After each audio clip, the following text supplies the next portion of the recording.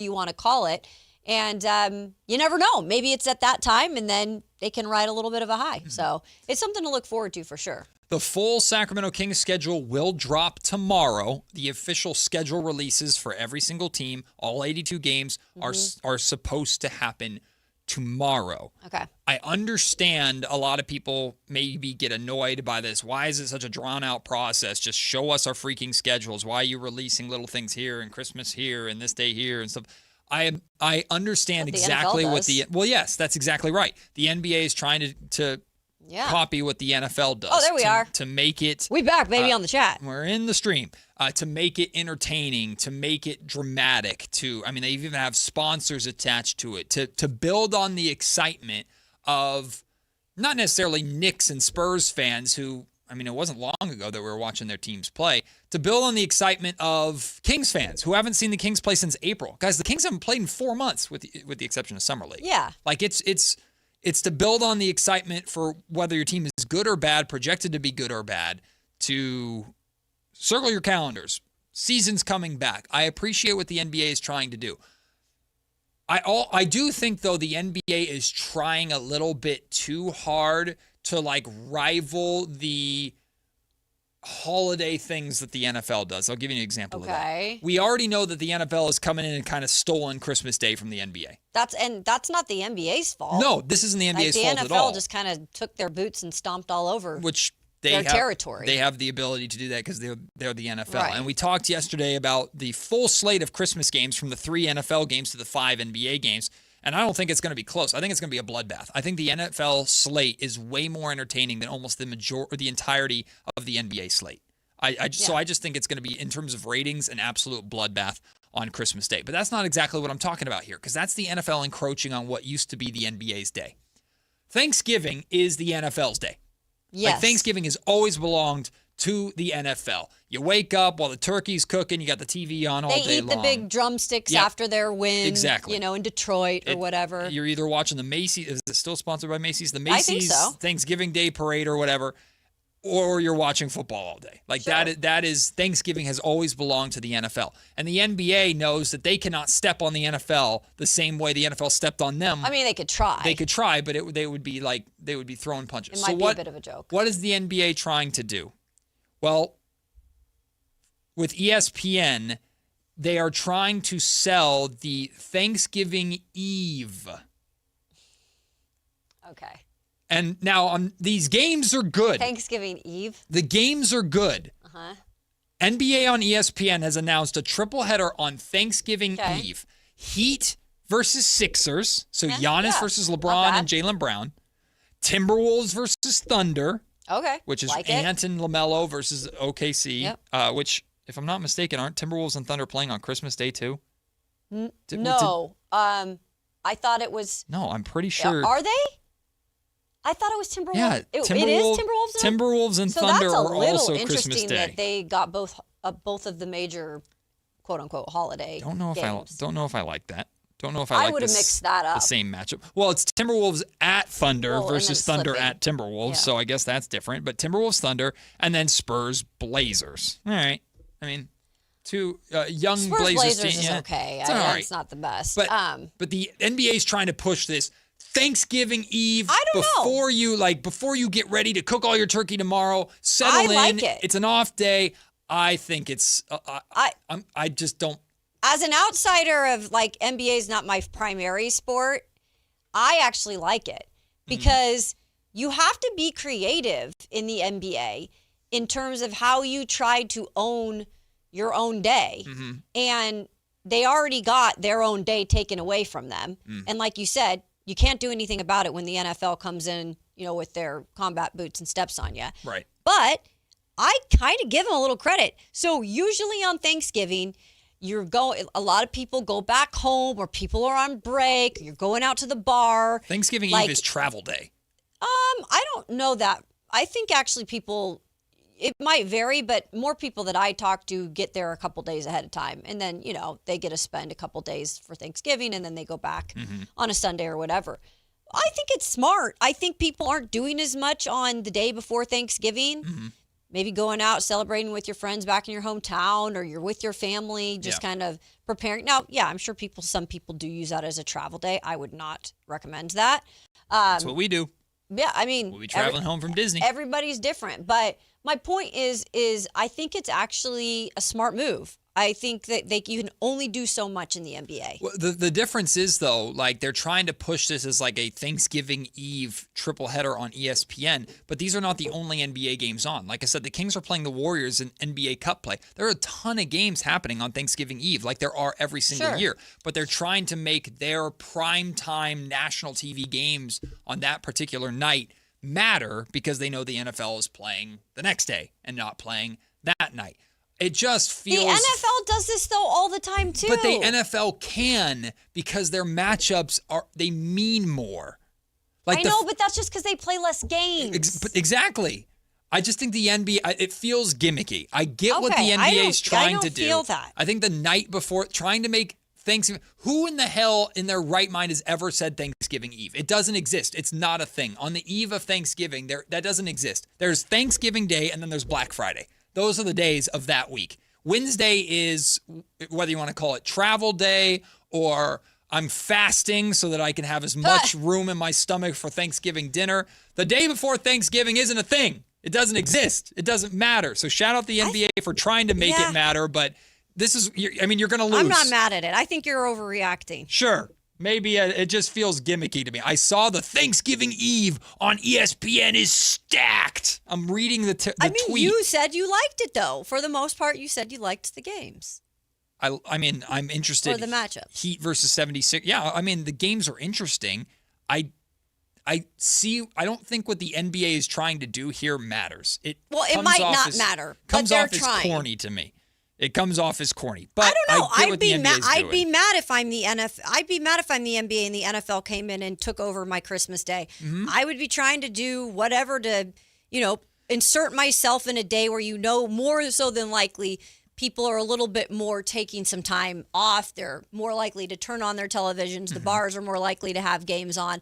I give it to them. It feels like we'll take the scraps that the NFL doesn't want. But that's all they can do, Matt. Come on. You want them to sit on their palms? No, I just don't think it. I just think it's gimmicky to try and sell it like it's more than what it is. Everything's gimmicky these days. That's true. That is true. I don't know. I think the NBA in general is just not in trouble, but there's just a lot of Adam Silver's in It's just charge. A lot of weirdness from all the stuff with Kawhi to this LA Lakers sale that happened. The second time the Lakers have been sold in basically a year, which is really, really strange, to all the stuff happening in Portland. I know there's the excitement of expansion, the drastic changes to the lottery system, the streaming stuff. It's just... No, there's definitely... But let me say something real quick. And I don't know why I'm defending the NBA. But I will say... Everybody in every league has its situations. Mm-hmm. The only reason the NFL gets away more with its situations is because of the money it makes. Right. Do you know how many guys were in jail in the offseason? How many guys are coming back that still have ongoing pending charges? That's been an issue for the NFL for a long time, though. But we don't talk about it like those idiots or... Why do they're going back to their teams and having Terrion Arnold? He's going to try out with the Seahawks, the Super Bowl reigning champs. Mm-hmm. Like they've got plenty of problems in the NFL too. Absolutely, they do. They just can cover it up because they make all the money. They've had some pretty massive ownership issues. I agree with you, but what the NFL is not doing is fundamentally trying to change the game. It feels like the way the NBA is, and the NBA has these very public scandals right now, like the Kawhi Leonard situation. That is, I'm not going to say it's like the equivalent, but like when we had Deflategate. Yeah. Right? When we had Spygate and stuff like that, we talked about that forever. I remember when we were hearing on the radio all the time about Tom Brady not willing to give up his cell phone or stuff like that. Like that was stuff that was Deflategate. This is the NBA's version of that. Yeah. What's happening with this Kawhi Leonard stuff. Sure. It's getting to that point of just so extreme and so crazy that it goes beyond just competitiveness with basketball. It's just blatant, obvious cheating, and not the NBA's, but the Clippers version of almost like money laundering to get money to Kawhi Leonard.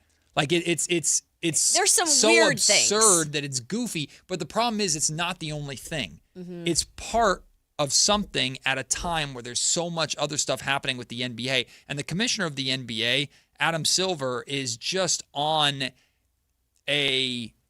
I think he's weak. Well, I don't know what he's on, but weak. he is on just this mission to fundamentally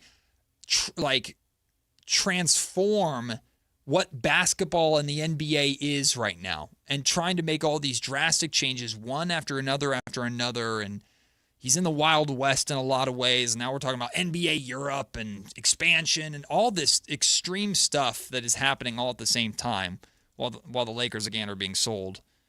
He's a bit of a people pleaser, right? He wants all the owners to be happy. He doesn't like to put his finger down and shake it. And sometimes I think that's not a great thing. He's cracking down on certain things when it comes to competitive balance, which some are calling an overreaction. We will see, especially when it comes to this this reform with the draft lottery. But yeah, I get what the NBA is trying to do with their Thanksgiving Eve slate. It screams desperate to me from the NBA. Let's make Thanksgiving Eve a thing. All right. Matt is so bothered by this. If you can get the American populace to say, I'm spending my Thanksgiving Eve watching NBA basketball, that's a monumental win for the NBA, because I've never heard the words Thanksgiving Eve uttered ever before in my life. But put it all over ESPN and see if it works. We'll take the break. When we come back, came across a graph this morning. Actually, Anthony sent it to us.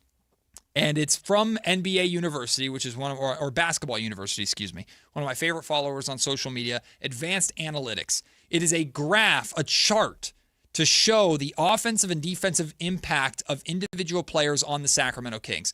And the chart is bad, but there's a couple of things that stand out on it. We'll talk about that next, plus the Lakers' sale. All still to come in this first hour of the show on a Wednesday. It's Matt and Kayla, Sactown Sports. SactownSports.com is your online home for sports in Sacramento. Dive deep into the Kings, 49ers, Raiders, Giants, Athletics, and more with your favorite local personalities and some of the most trusted sports voices in the community. Stream Sactown Sports 1140. Watch original video content and read in-depth analysis all in one location. SactownSports.com. Your local sports leader. Sactown Sports 1140. This is a special alert to all Americans who own a vehicle with less than 200,000 miles with an auto warranty about to expire or with no warranty coverage at all. Due to a decline in the economy, CarShield is announcing a low-cost month-to-month vehicle protection plan that is now available to the public to save any driver out-of-pocket expenses on future auto repairs. Call now to find out how you can pay almost nothing for covered auto repairs. Yes, you heard that correctly. Pay almost nothing for covered auto repairs. An open phone line has been established for all drivers to call for a free quick quote. Call 800-292-4541 now. Drivers who are covered will not have to pay for covered repairs again. This protection plan is at an all-time low. Additionally, drivers who activate this vehicle protection today will also receive free roadside assistance, free towing, and car rental options at no additional cost. Call us for your free quick quote today. 800-292-4541. That's 800-292-4541. What do you have to lose? Call 800-292-4541. Again, 800-292-4541. When a person is seriously injured, there's no substitute for the personal legal relationship offered by the local NorCal firm of Ashton and Price.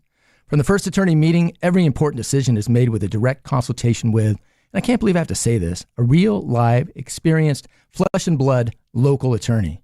It's called Home Court Advantage for a reason. Ashton and Price, serious local attorneys for serious people with serious injuries with no fee until we win. For the best local advice, don't think twice. Call Ashton and Price. You're still glowing, flirting, grooving. You've still got it. But your immune system weakens as you age, making it harder to fight illnesses like pneumococcal pneumonia and RSV. Vaccines are a key part of any health routine and can help protect you from getting really sick. Ask your doctor or pharmacist which vaccines you need. See more at PfizerForAll.com. Sponsored by Pfizer.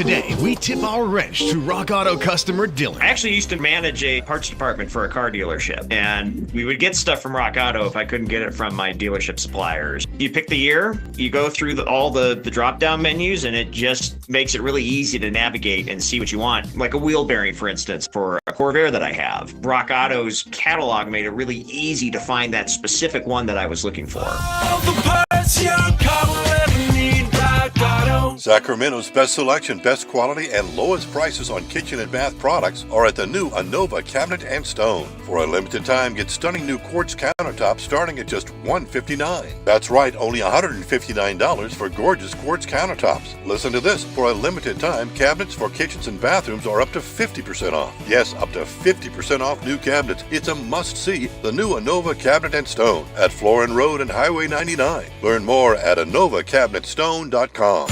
This is Sactown Sports 1140. Hey, it's Carmichael Dave. What's up? It's Matt George. What's good? It's Alan Stiles. With the most trusted voices in the community. This is Jason Ross. Hey, it's Kayla Anderson. It's Whitey Gleason. Ready to help promote your business, both as partners and customers. All you have to do is ask. Pick up the phone, dial pound 250 and say, grow my business to get connected with a team member today. That's pound 250 and say, grow my business. Our team will review your product, quickly pair you with a perfect endorser, and create video and audio samples, all at no cost or obligation to you. With the most live and local on-air lineup, a dynamic content-driven website, and a state-of-the-art mobile app, Sactown Sports 1140 is tailor-made to help you connect with a sports audience in Sacramento. So why wait? Dial pound 250 today. Say, grow my business, and let us help take you to the next level. What's up? We're talking to Chad Hovlet of Hovlet Dodge Chrysler Jeep Ram in Woodland.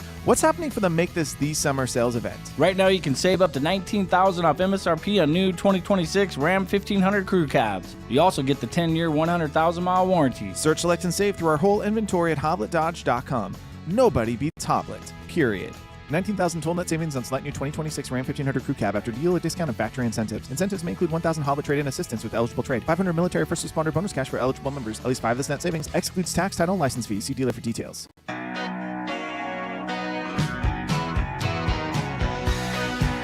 and Kayla on Sactown Sports 1140.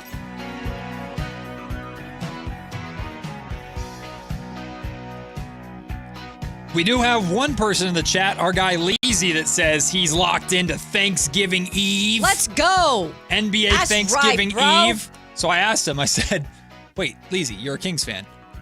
Are you going to be watching the Thanksgiving Eve slate on ESPN, or are you going to be watching Kings Warriors NBA Cup game? And Leezy said, you know, I'm kind of tired of Kings Warriors, and I can respect that. That's okay, Leezy. You do what you want to do. I can respect that because that'll be already the second time in the season that the Kings take on the Warriors because, according to Sean Cunningham, the Kings will have their home opener in the Golden One Center against the Warriors on, I think that was October 24th, if I'm not mistaken, which is a Saturday. Hey, Kings Warriors, they play each other a lot. Welcome to the Pacific Division. They're neighbors and going all the way back it is what it is. to the Beam Team year. Also, Thanksgiving Eve is a huge thing because I'm surprised you don't know this. That used to be when Survivor Series was on many years ago. Oh. Which is the WWE pay-per-view. Yeah. Also, that's when everyone comes back to their hometown, so usually people go out. That's what I'm saying. That's what I said, it's a travel Chris. day. No, people are there. They're already in their hometown. I have that. Maybe I'm in a box, which is I very think possible. you might be. I have never, ever heard the term Thanksgiving Eve in my life. You don't have to use that word. But that's what the NBA is marketing it as. I would say it's more of a night before Thanksgiving. Yeah. Twas the night before Thanksgiving. And all through the bars. But that's the thing. NBA's branding, the reason why I'm rolling my eyes at it is not because the NBA has games on Thanksgiving Eve. They always do. But they have to brand it as something. They're branding something Thanksgiving Eve. Because they've got to do something. I know. It feels desperate to me. I get it, but it feels desperate to me. It's Matt funny. is so up in arms about this. It's funny. So up in it's arms. funny to me. It's goofy. It's gimmicky, which is exactly right. Yeah. It's what the NBA should be doing. But I can't wait to see Thanksgiving Eve commercials on ESPN and just see if it hits, because I've just never seen it before. I'm all about it. Basketball University on Twitter, a great follow, because they post a lot of just advanced analytics and advanced metrics for different players and for teams. and they dropped their offensive and defensive impact graph. Now, let me describe this graph for you because many of you, they can't see it. All of you can't see it. Basically, like split a graph into 4 quadrants. Ow, I just Are you banged all my right elbow. there? Your elbow, funny bone okay? Split the graph into 4 quadrants. On the vertical side of the graph That's up and down. Yes. I'm just saying. You're helping somebody out. On the vertical, the up and down side of the graph is defensive impact. The higher up you go, the more impactful you are defensively. Gotcha. The lower, obviously, the less impactful you are defensively. The the horizontal, which is the line at the bottom, the width of the graph, is offensive Side to side. impact. The further right you are, the more impactful offensively you are. The further left you are, the less impactful offensively. This graph is split in the middle. In the middle is 0, right? Like you're dead neutral in terms of offensive and defensive impact. And therefore, it is split into 4 quadrants. The upper right quadrant is the best quadrant. Yeah. The upper right quadrant is you're impactful offensively and you're impactful defensively. The lower right quadrant is you're not very impactful defensively, but you're really impactful offensively. The upper left is you're really impactful defensively, not impactful offensively. And then the bottom left quadrant is you suck at both. Yeah. You're not impactful offensively or defensively. Well, guess where the vast majority of Sacramento Kings players are? On the right side. On the bottom left. Wait, what are you looking? Yeah, the bottom left. That is the Where? bottom left side. But they're all over here. No, look at the quadrant. It's the bottom left. Oh. Look at the X in the middle. Oh. Yeah. They're in the the reason why it's hard it might be a little confusing to you is because they basically have the entire right side of the graph cropped out. Oh, that's why. Yes. The whole upper right quadrant is completely cropped out because nobody on the team is there. Okay, I get what you're saying. They should have put the whole thing out there. I get what you're saying now because it is cropped out and I did not see that. Okay. It would have just been a bunch of empty space. They're all on the left except for technically one. Damn near the entire That's Kings team. Now, this is players who are still on the Kings now, and these are metrics based off of last season. So, like, Russell Westbrook is not on this graph. Yeah. DeMar DeRozan is not on this graph. Yep. Kings players that are no longer on the roster from last year's team are not on the graph. There are, let's see, 1, 2, 3, 4, 5, 6, 7, 8, 9 Kings players on this graph. Yikes. 7 of them are in the bottom left quadrant. One of them is in the upper left, which means a really, really good defender. We'll get to that in a second. And one of them is in the bottom right, which is not the best defender, but an efficient offensive player. Yeah. And who's there is a little interesting as well. That's what I thought.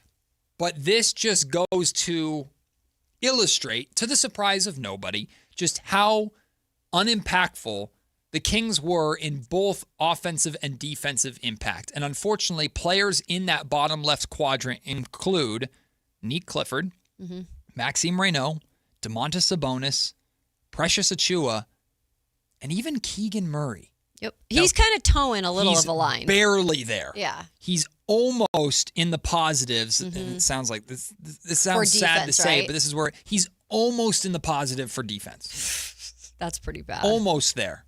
And that's considered his strength. But again, this is a season where Keegan didn't play too much because of all the injuries that he dealt with. But regardless, you need to see Keegan at the very least in the upper left quadrant of this, which is he's a positive, impactful defender, which he unfortunately was not. And offensively, we all know Keegan Murray needs to get better. Dylan Cardwell stands alone. If you look at this graph, Dylan Cardwell is the only high-impact defender that the Sacramento Kings have, and it's by a massive margin. He is alone in the upper left quadrant, way up there. But what comes with that is there's no offensive upside there. He is as negative, close to as negative of an offensive impact player on this graph as can be, which we kind of understand and think we expect that with Dylan Cardwell's game. Yeah. There's just very limited bag offensively, which he's trying to improve upon, but it illustrates how unique is the word I'll use. Dylan Cardwell is on this roster compared to everybody else. And how much the Kings need that. It's kind of crazy, though, because if he were on any other team that was, let's just say you're looking at the graph and it's a lot different. Yeah. and you're not starving for any type of defensive impact. It is curious to know what he'd be doing. And I'm not trying to poo-poo Dylan. I love Dylan Cardwell. But he's also in kind of a really good position here being with the Kings because they want and need any type of a player that's going to be able to have a defensive impact. And with him being a undrafted free agent and you got him on the cheap, like it's about the best scenario he could ask for. But again, I don't know what that would look like on another team with Dylan. One thing that is encouraging is that Precious Achiuwa and Neek Clifford are both barely in the negative impact defensively. So they're not far, just like Keegan, they're not far away from being positive impact or neutral impact defenders. They're barely in the negative. So that's good because Neek Clifford, we're thinking one of Neek Clifford's primary strengths for this team is going to be on the defensive end. Precious Achiuwa, the Kings are also looking for some of that front court defense from. I am pleasantly surprised to see that Domantas Sabonis and Maxime Reynaud aren't as far down as I thought they would be. But I am unhappy to see that both of them were as far left in terms of not impactful offensively. Especially Max. I would have expected Max to be more on the bottom right quadrant, which is very impactful offensively, not impactful defensively. But he's not there yet. Yeah, I expected maybe we were kind of riding the high of the youth movement towards the end of the year, and because they were the more impactful players kind of down the stretch. At least Max was at times in that second half. So I guess I would expect him a little bit more offensive production. In terms of Domantas Sabonis, though, it's just so hard. How many games did he play? Did he play like 13? Like not a lot. It was really low number. So that's not a surprise to me. It was in the teens, I'm pretty sure. I thought it was 13. Let's double check. I could be wrong. Not a lot. 19. Oh, sorry. Okay, so I went under on that. Yeah, he played 19 games. Okay. Still, that's nothing. No. Not a lot at all. According to this graph, the most impactful offensive player on the Sacramento Kings last season was Malik Monk. Yeah, didn't picture that one. It's because Malik is an efficient offensive player. He is. I know he doesn't fit where the NBA is going as this primary scoring two guard, but he is an efficient offensive player, which is why it gives me confidence in his ability to handle the backup point guard / backup ball handler responsibility. I think the answer is staring the Kings in the face there, which is why they don't need to bring in a Russell Westbrook unless they specifically want him for that mentor role like we've talked about. Sure. I guess same thing goes for Ben Simmons if they're even interested in bringing Ben Simmons in that backup point guard position. But that graph is interesting. It illustrates just how individually and team-wise poor the Kings were and inefficient the Kings were last year. I would expect that graph to look a lot better this year. We shall see. So. We shall see. Maybe that's just, hopefully. Yeah, well, hopefully it doesn't get worse. I don't know how much worse it could get. When we come back, the Lakers sold for the second time in over a year. We'll give you the details behind the amount of money that they sold for. And is this another bad look for the NBA? We'll talk about it next. Matt and Kayla, Sactown Sports. SactownSports.com is your online home for sports in Sacramento. Dive deep into the Kings, 49ers, Raiders, Giants, Athletics, and more with your favorite local personalities and some of the most trusted sports voices in the community. Stream Sactown Sports 1140. Watch original video content and read in-depth analysis all in one location. SactownSports.com. Your local sports leader. Sactown Sports 1140. This is the story of the one. As a safety manager at a manufacturing plant, he does everything he can to keep his coworkers safe. From finding ways to reduce risks to keeping safety supplies in stock. And for that, he relies on Grainger. Grainger offers a broad range of quality products and next-day delivery, so he can always play it safe.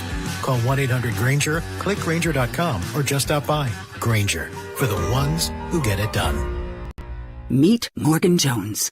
Morgan is about to step into a world unknown to most, thanks to Progressive's Renters Insurance, a place of fresh linens and turn-down service. You see, Morgan temporarily vacated her apartment and has gone to a hotel because a pipe burst in her apartment. A pipe that made her sense of reality and apartment ceiling all come crashing down. Luckily, Morgan checked into Progressive's Protection Zone. Get a quote at Progressive.com. Progressive Casualty Insurance Company affiliates and third-party insurers. Tired of hearing scary radio ads about the IRS? Tax Relief Advocates is different. TRA is here to tell you that if you owe money to the IRS, whether it's $5,000 or $500,000, we have a solution. TRA can eliminate or reduce what you owe to the IRS with zero risk to you. We have over 1,000 5-star reviews on Google and an A+ with a BBB. End your tax nightmare today by visiting TRA.com or call 800-583-6681. That's 800-583-6681. Want the best movie experience in town? Join Sactown Sports IMAX Pass by visiting SactownSports.com. Sign up today. You can win tickets to see this week's films at the Esquire IMAX Theater. What keeps you up at night?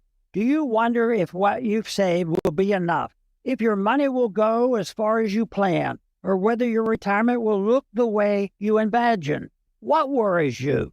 Everyone's concern is different, but ignoring it won't make it disappear. This is Ron Paul.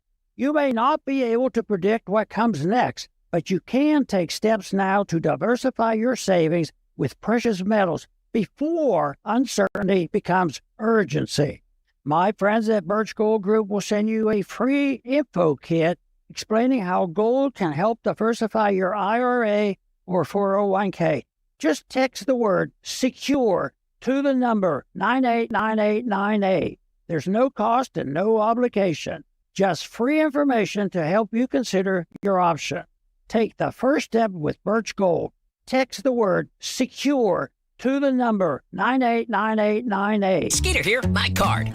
Field Tech, Sacramento Yellow Mosquito and Vector Control District. I never met a Culex terrasalis I didn't want to smack. That's Latin for mosquito. Hey, it's time again to fight the bite. Time to protect yourself from West Nile virus by applying insect repellent. Once a week, drain stagnant water and report dirty green swimming pools. Ew. They're breeding grounds. The Sacramento Yellow Mosquito and Vector Control District reminds you it's time to fight the bite. My card never gets old. For more information or to report problems, go to fightthebite.net. This summer Silverado sell down. How does that sound? When you hear the details, it might sound even better. At Folsom Chevy, they're making it easy to get you into a new Silverado half-ton truck. And they know about trucks there. Folsom Chevy is truck country, and Chevy is the heartbeat of America. General Manager Eric Wilson and his team have put together a great deal that makes a lot of sense. They're offering $13,000 off MSRP on every Silverado 2026 half-ton in stock with the 5.3-liter engine. And there's more. 0% financing for 5 years. And there's more. No payments for 90 days, not to mention the lifetime warranty. It's worth a look at Folsom Chevy at the Folsom Auto Mall off Highway 50 between the Hazel and Folsom exits, or go to folsomchevy.com. From the mountains to the levee, think Folsom Chevy. Together, let's drive. Must finance with GM on approved credit. $16.67 per 1,000 financed. Cannot be combined with other offers. Ends August 30th, 2026.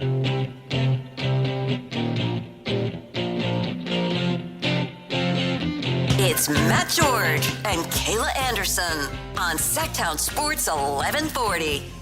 Got a couple of great guests for you on today's show at 11 o'clock. So coming up here in just about 15 minutes, we say bon voyage to at least a friend of mine here in Sacramento for many, many years. He worked for a rival company, but still we got to spend a lot of time together. Jake Gayden, sports anchor reporter for CBS 13, soon to be former sports anchor reporter for CBS 13, is heading, well, I don't know if he's announced where he's heading yet, so I'll let might want to keep that one quiet. I'll let him say and share where he is going next, but he's leaving Sacramento after, I believe, 5 years here covering Sacramento sports on the television side, and Jake's been on the show many, many times, so we look forward to having Jake on. We'll say goodbye to him, celebrate with him, but also get his thoughts on the upcoming NFL season, talk a little Niners with him, talk a little bit of Kings with him, and more. So Jake Gayden will join us at 11 o'clock. And then, Kayla, this is someone that you're very familiar with at noon.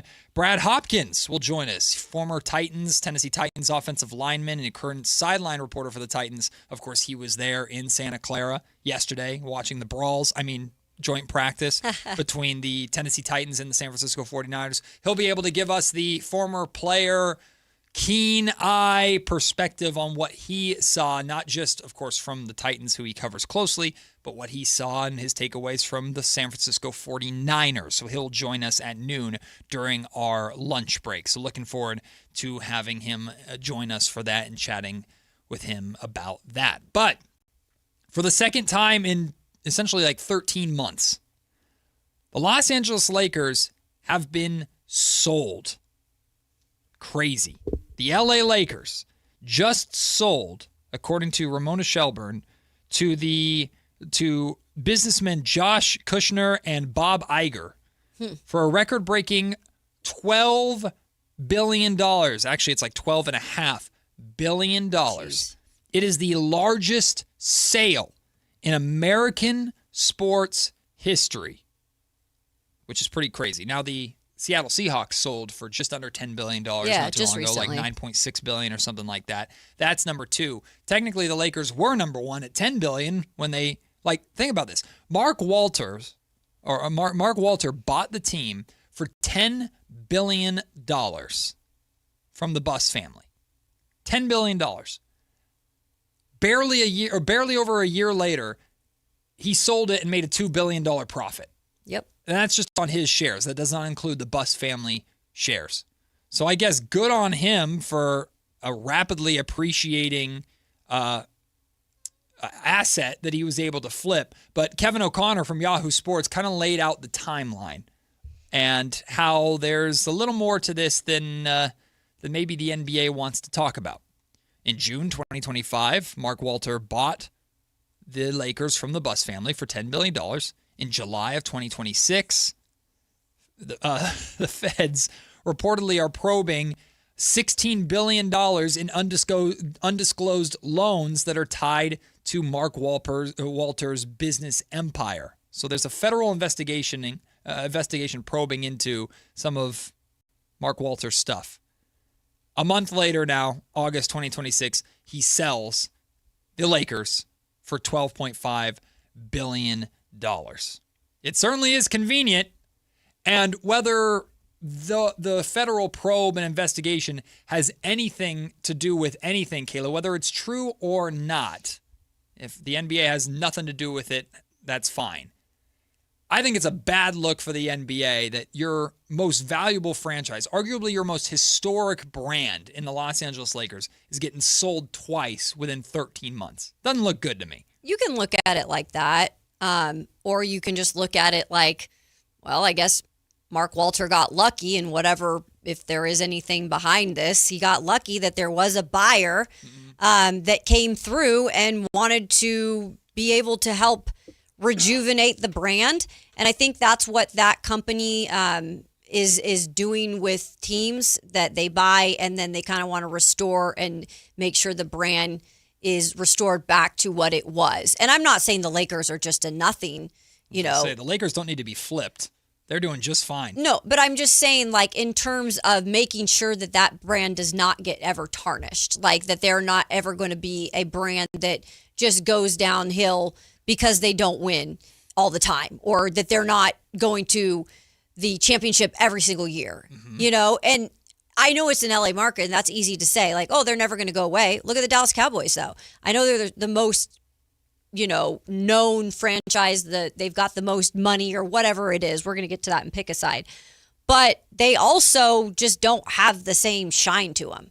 I guess technically money-wise, they're not tarnishing, but when you look at them as a brand, you're kind of like, oh, they're not what they used to be, though. That's because the owner can't get out of his own way. Yeah, but that's what my point kind of is they want to make sure in terms of who's buying it that they want to keep it at its best. Apparently, the gentlemen that bought it were deeply involved in the expansion talks as well, whether it was in Las Vegas or Seattle. I'm not 100% sure, but then they kind of pivoted last minute to then swoop in and purchase the Lakers. So I don't know. I don't think that's going to mean anything necessarily for expansion, because I'm sure there's a long line of people that would love to get involved in the NBA expansion process. So I don't think that's taking a hit necessarily. But this opportunity certainly opened up.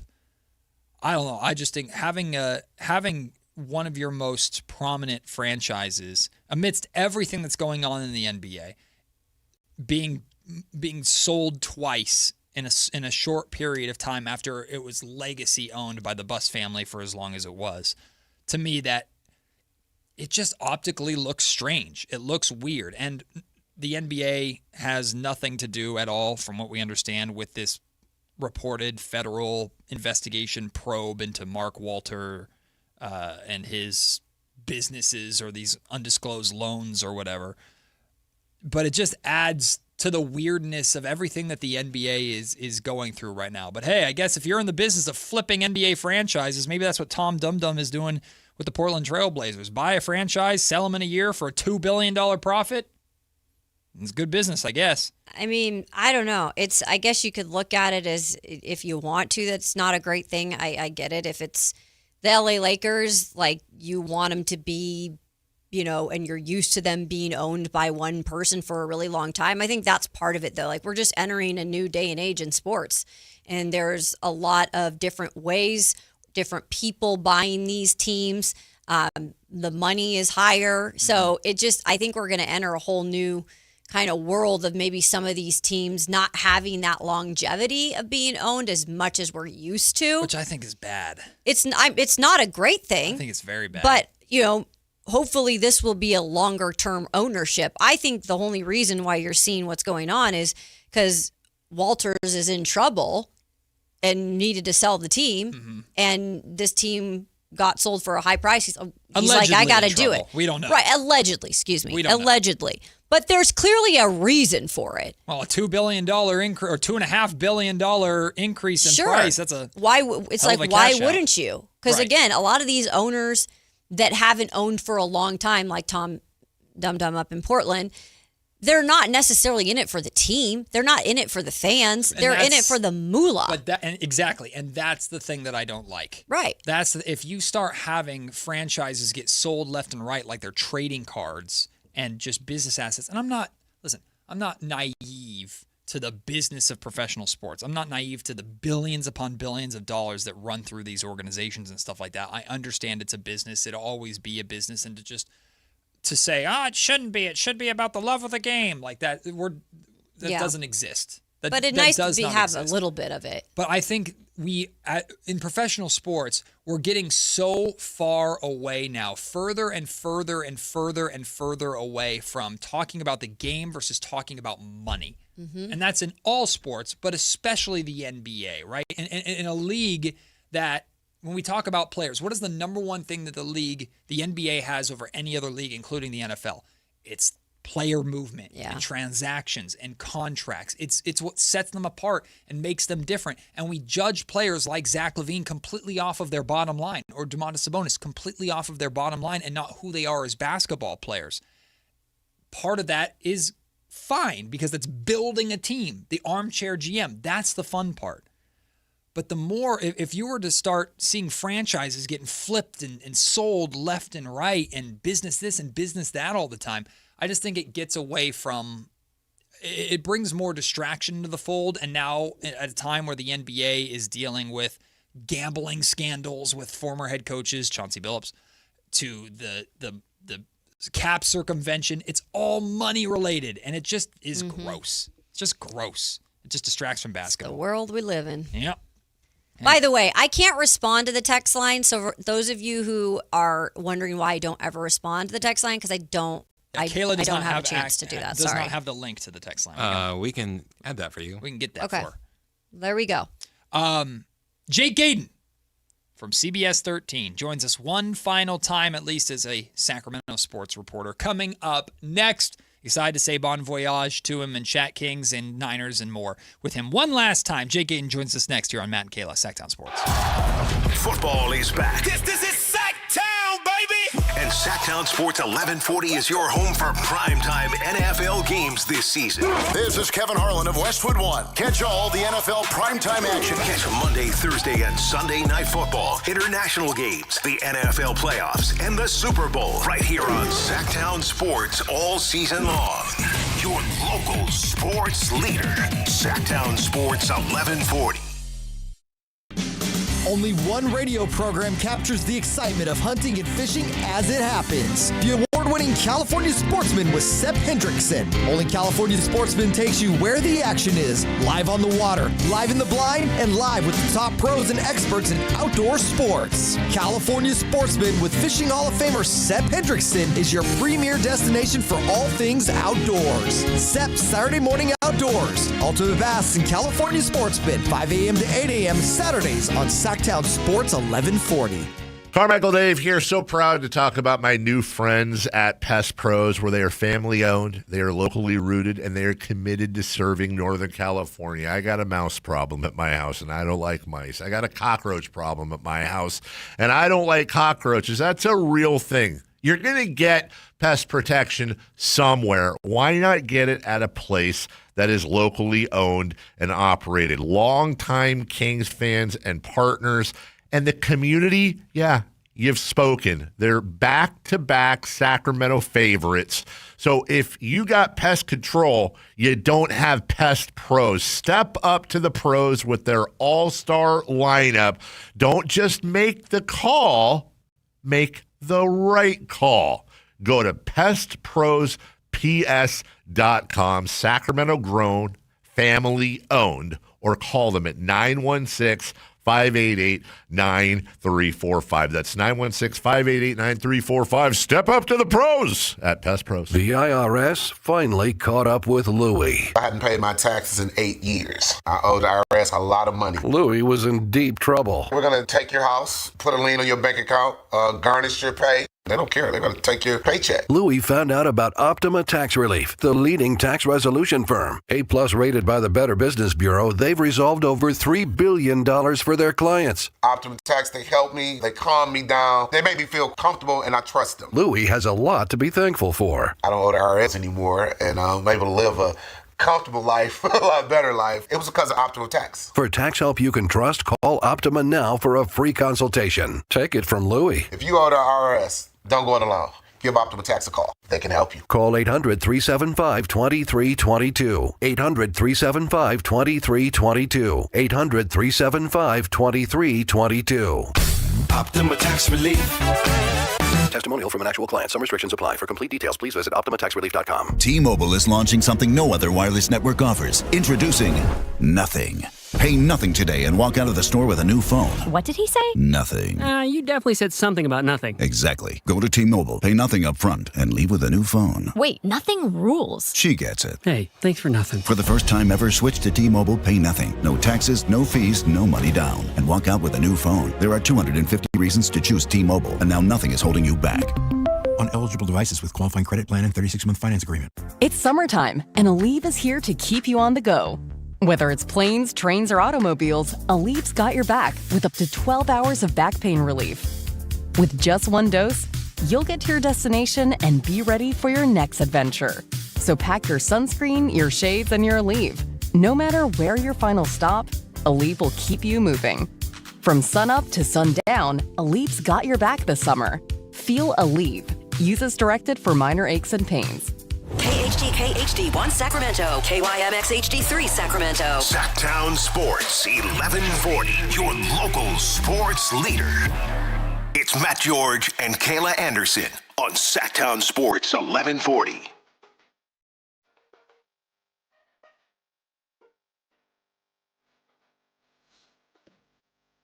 I'm not just saying this because we are part of it.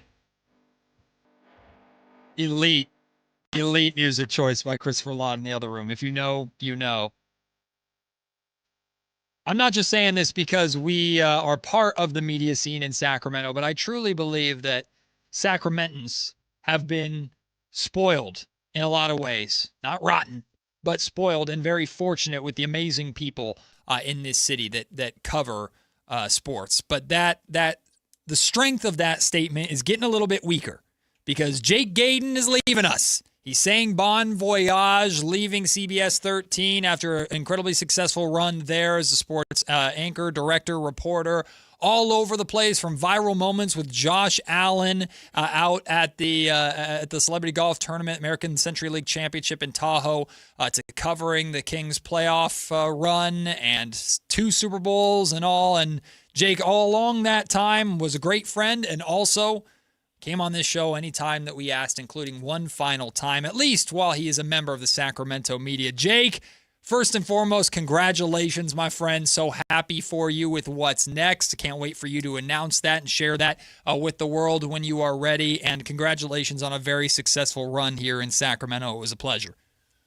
No, Matt, the pleasure's all mine. It's been, when you move to a new city, like I did in Sacramento 4 years ago, you just don't know what you're walking yourself into. And the fact that I have made lifelong friends here, and like yourself, Matt, and was welcomed so openly with open arms from everybody, and just treated with respect and love. I couldn't ask for a better 4 years here in Northern California. It's a place I never expected to live, and 4 years later, I can now truly call it home and a part of my chapter and part of my journey. So I've loved every minute of it, man. Like coming in and watching, the city come alive with the Kings playoff run and the Beam team and everything that Mike Brown brought to the city and Duren Fox and all that fun stuff to, seeing the A's actually move from Oakland to Sacramento, Sac State moving to the FBS. It's been a lot of fun to cover, and just the city has such a vibrant sports scene, and I think it's underrated in a lot of different ways. And I'm just excited to see it continue to expand and grow, especially with the new stadium, the rail yards with Republic FC, and hopefully a successful bid to get an MLB team here, because I think that the city deserves it, and I think it's a sports town, and I don't care what people say. You can be from the Bay, you can be from Los Angeles, San Diego. Sacramento is a very prominent sports town, and their sports fans are, quite honestly, some of the best in the country, just because of their fandom and how much they support their team. So I've loved every minute of it, and just thankful, again, to be able to work alongside people like yourself, Matt, people that, are good human beings.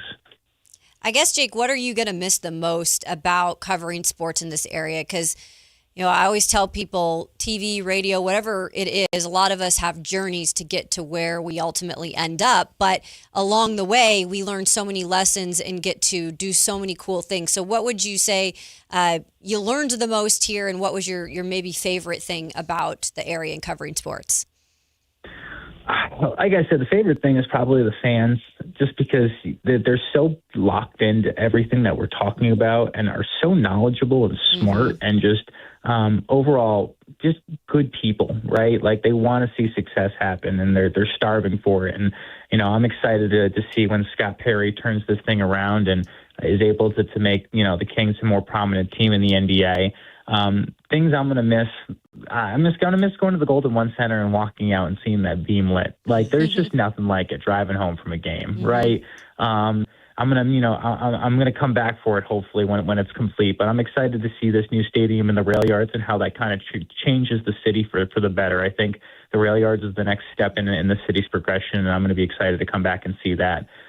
Lessons learned, man. Covering professional sports is harder than most people think. They think you can just roll up there and do your thing, but there's a lot of politics. There's a lot of different ways that you can cover a team. And I think it's important about those relationships, right? Dealing with pro athletes, dealing with college athletes, and just, how to make the most out of your time with them, but also, connect with them on a human level, because they are human beings just like me and you every single day. They just play a sport at a very high level. So, those are some of the things that I'll take with me and continue to hopefully build on moving forward. One of the things I'm going to miss the most about Jake, we all have to have a love and a passion for some teams or something to be as deeply ingrained in sports as we are in this industry. And there is nothing that Jake is more passionate about than his New York Yankees and his UConn Huskies. And one of my favorite Jake Gayden stories. I've told this story many times before, Jake. One of my favorite things about early on in Kings season, and I'm going to be sad that you're not going to be here for this, is watching you and Frankie Cardicelli just absolutely sweat over Yankees baseball in the early, when there's crossover in October. Typically the Yankees are playing in October, so I'm in there at dinner before a Kings game just watching you and Frankie just suffer over whatever the Yankees are doing. And I know this is not a fond memory for you, Jake, but it is for me. I was sitting next to Jake Gayden, and the Kings game is actively happening in front of us during the World Series. And unfortunately for Jake, his Yankees lost in the World Series. and the final out happens, and Jake's watching it on his TV, and he slams the table right in front of us to the point where a couple of fans sitting in the section in front of us just turned around to make sure everybody was all right. Jake, I'm going to miss your passion, my friend, but how much are you going to be following or at least keeping ties on the Sacramento sports scene, whether it's the Sacramento pitch to get Major League Baseball here forever or the Kings or whatever, Sac State in the MAC? How much are you still going to be keeping tabs on Sacramento sports from wherever you're going? So the fun thing is, and I'll kind of tease the audience, I'm heading to the East Coast. I'm going to be close to the family, closer to the places where I've lived majority of my life. And at the end of the day, it's a life decision to get over there and be closer to everyone that I love and want to see them more often. Just the cross country trips, took a lot out of me. But the great news about being on the East Coast is, man, I can stay up to 2 a.m. and watch action, right? Like, the Kings are going to be on starting at 10 o'clock over there. So that's a good thing? It's a great thing. Really? The boy doesn't go to bed till 1 o'clock at night. So it's perfect. We'll have an 11 o'clock show and then kind of be able to watch the rest of the Kings game and see how it all kind of unfolds. But no, I'm going to be locked in. I'm really intrigued to see, the next progression of what the Sacramento Kings look like. Will I be locked into every game? No, probably not. But I want to see what Darius Acuff looks like. I'm going to be locked into the Sacramento pitch and seeing how baseball kind of transforms the city, because I think we've gotten a taste of it with the A's here, but I think there's a whole nother level that the city can bring it to. And like I've said before, I'm going to come back for the first game of that Rail Yards Stadium built for Republic FC. I like I've said before, I see such great things for this city, and I just hope people can see that as well. It doesn't have to be the lazy small cow town that it was 2 decades ago. This can be a prominent city that has such great entertainment to it and just new things that they can expand on. And I think that starts with the Rail Yards, and it can continue hopefully in West Sacramento right after that. So I'm going to be pretty locked in. I can't let this thing go. This is, like I said, part of my journey. It's going to be, I can consider it home. And I want to be able to continue to support it in any way I can, even if it's on the other side of the country. So, Jake, while we still have you here in Sacramento, we've obviously been talking a lot more with NFL training camps, where they are. We just had joint practices yesterday between the Niners and the Titans. Anything that you have maybe has caught your eye in the last even week with the Niners? Because I know the first thing is always injuries, but what are you kind of taking from what you've heard and seen from Niners camp over the last 2 weeks? When are they going to move away from the substation? I know. Seriously, fam. What are we waiting on? Are we I understand the science, says something, but something's got to give over there, right? We can talk about injuries all we want, and maybe it's the substation and poke fun at it, but they haven't changed their health and wellness person and who runs their medical over there. And that's a little surprising to me after all these injuries. Maybe we should, get a second opinion and second look at how we do things. But injuries dominated the headlines. But for me, I'm intrigued to see, one, how this offensive line comes together, especially at left guard. There's a 2-horse race for that. And then I'm excited to see what a Raheem Morris defense looks like. Is it going to be a lot of five-man down? Are they going to play a little more 4-3, 3-4? How are they going to disguise coverages and everything like that? There's a lot of guys in that 49ers team that have a lot to prove. And, the crazy thing about it is, and I keep on hearing about this and I'll keep on talking about it too, is they're not even favorited to not only win the division or even maybe make a wild card spot. They're such underdogs, yet they're such an incredibly good team. Brock Purdy looked great yesterday in joint practices with the Titans. I'm really, really high on Dejon Stribling. I think he's going to be one of the best rookies coming out of that class. And I think, if fantasy owners are listening to this, I think that's a guy you draft and stash, quite honestly, because I think he's going to come up with a big role. I love the addition of Deebo Samuel. I think that brings an edge back to the team. This team has something to prove, right? And the crazy thing is how well they played last year despite all those injuries that they had. They still were able to compete night in and night out and or week in and week out. So when I look at the 49ers, I say this. They may not get off to the fastest start. They may not get off to the slowest start, but I think they are going to be right in contention at the end of the year. And if they can stay healthy and if they can be playing good football come December and January, man, that's going to be a really tough team to play when it comes to playoffs. And I wouldn't be surprised if they surprise a couple teams this season, maybe a couple upsets. I don't know what the Rams look like right now, but, I wouldn't be surprised with the Seahawks and some of the other teams they'll play this year. Jake Gayden joining us. He's still with CBS 13, I believe, right, for just a little bit longer before he's heading out. Friday, they're canceling the key card. I have to hand in the work laptop. Email goes away.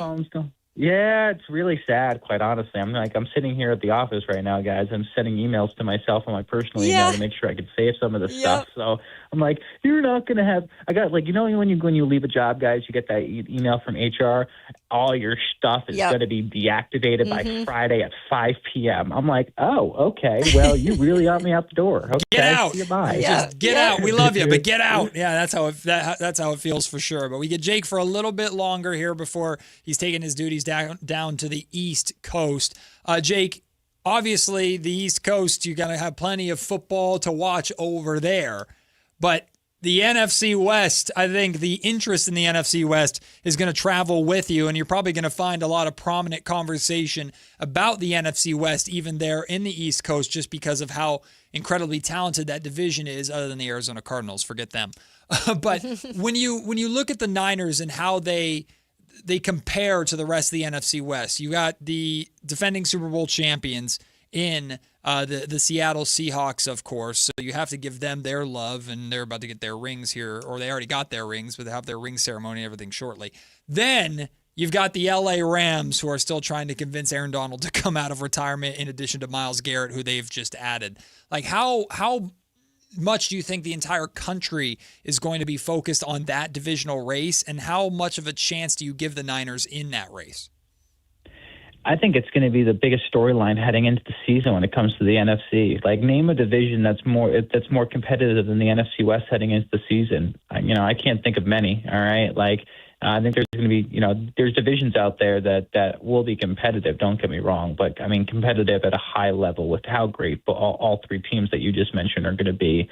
When I look at the division race, I would have loved to see that the 49ers play the Rams in LA and make it Levi South, but instead they have to go all the way to Australia to make that thing happen. So, I think week one is a pivotal game for the 49ers. I think, it's crazy to say that the first game of the season is going to dictate your season, but I think it's going to set them up for success moving forward. I really think winning in Australia is something that they've got to hone in on and lock in on. Otherwise, it's going to be hard to win the division, right? Then yes, the Rams are going to, come to you guys in San Francisco, but they've proven to win in Levi Stadium before. And the same thing goes for the Seahawks, right? Playing up in Seattle is no joke. 12th man is no joke. I was there last year. I saw it firsthand in the playoffs. It's just not the easiest thing. And that's why I say, you've got to win your home games. You've got to win your divisional home games.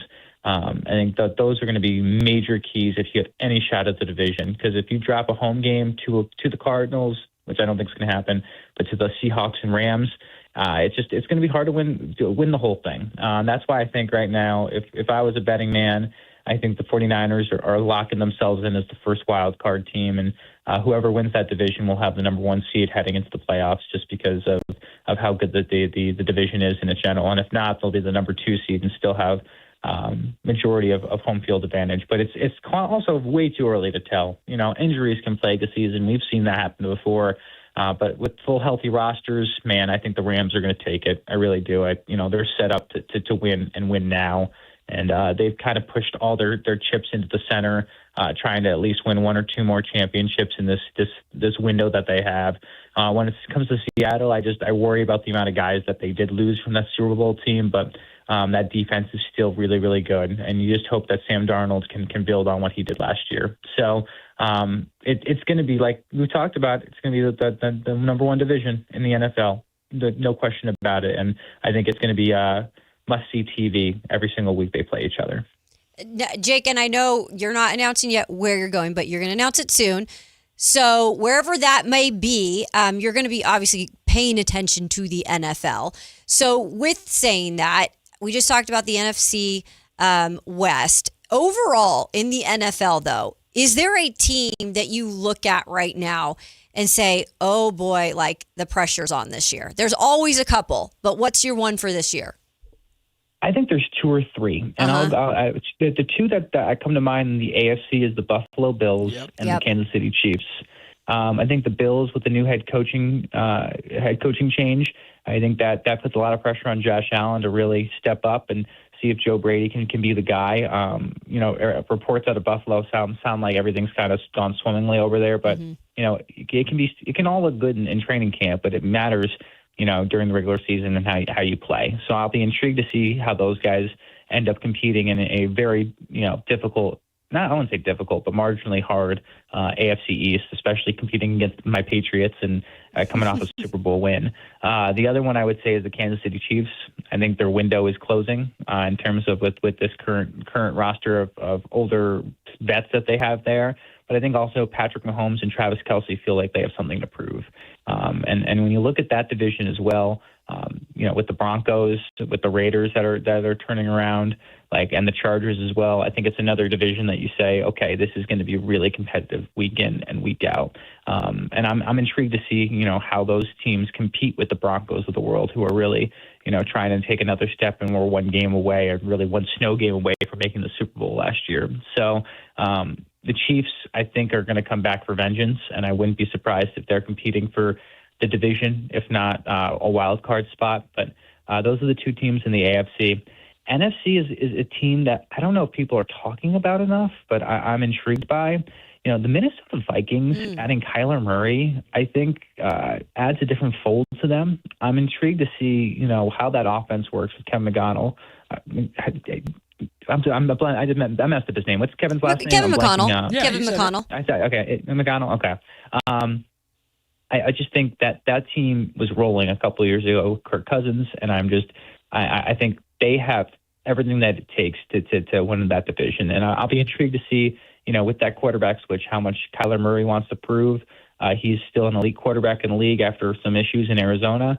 But those are the 3 teams that I've kind of circled to see, okay, can this team take another step? Because, you can talk about, the Dallas Cowboys of the world, or the Giants of the world, or whatever it may be, the true normal blue bloods. But those are some of the kind of not under the radar teams, but teams that have a lot that are riding on this year before they start looking maybe at a reset if it doesn't work out.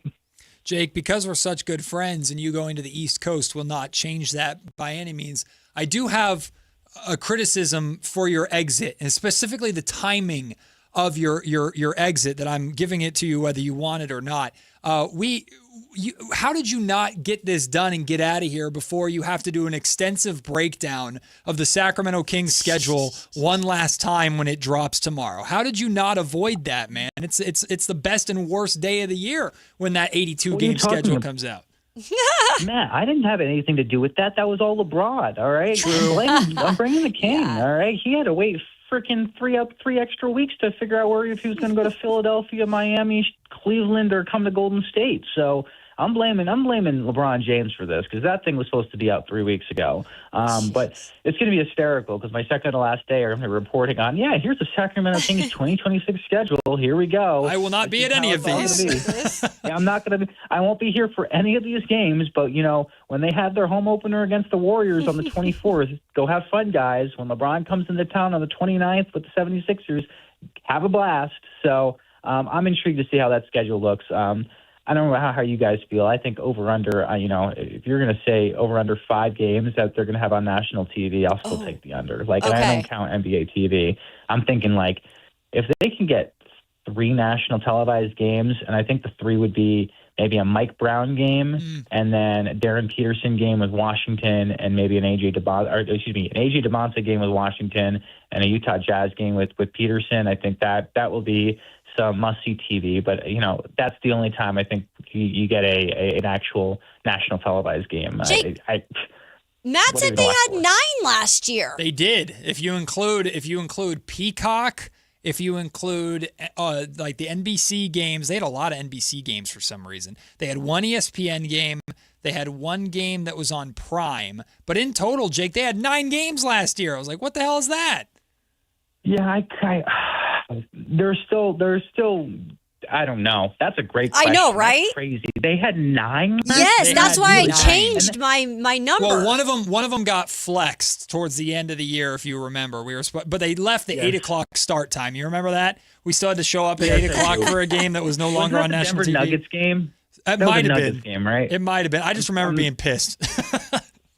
Because you know what? We'll blame Sean Cunningham and Michelle Dapper for that. Because Thanks, they're Sean. the reasons NBC starts games at 8 o'clock. All their fault, right? Well, that being said, hey, give us your breakdown of this group stage schedule for the Kings, huh? The Spurs coming into town to start it, Jake. You're not going to be there or give a damn, but break it down for us.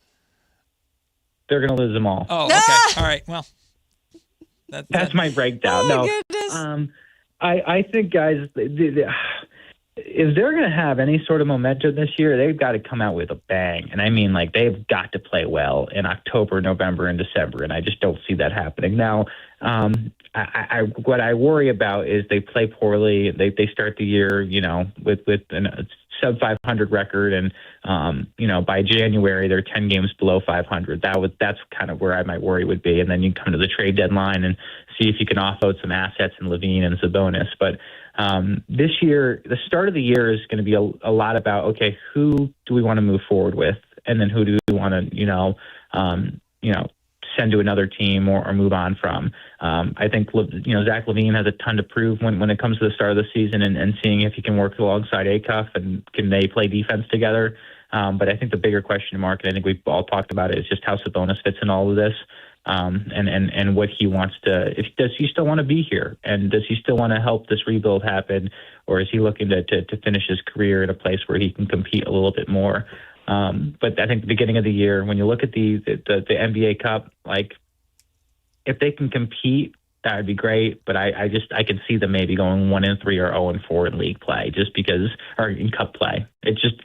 I don't have a ton of faith in the team. I think it's not going to be a wash year, but it's going to be a year of growth and learning and developing. And I think they're a year or two away from really competing again. Last thing for you, Jake. It's a two-parter, which is always great in journalism.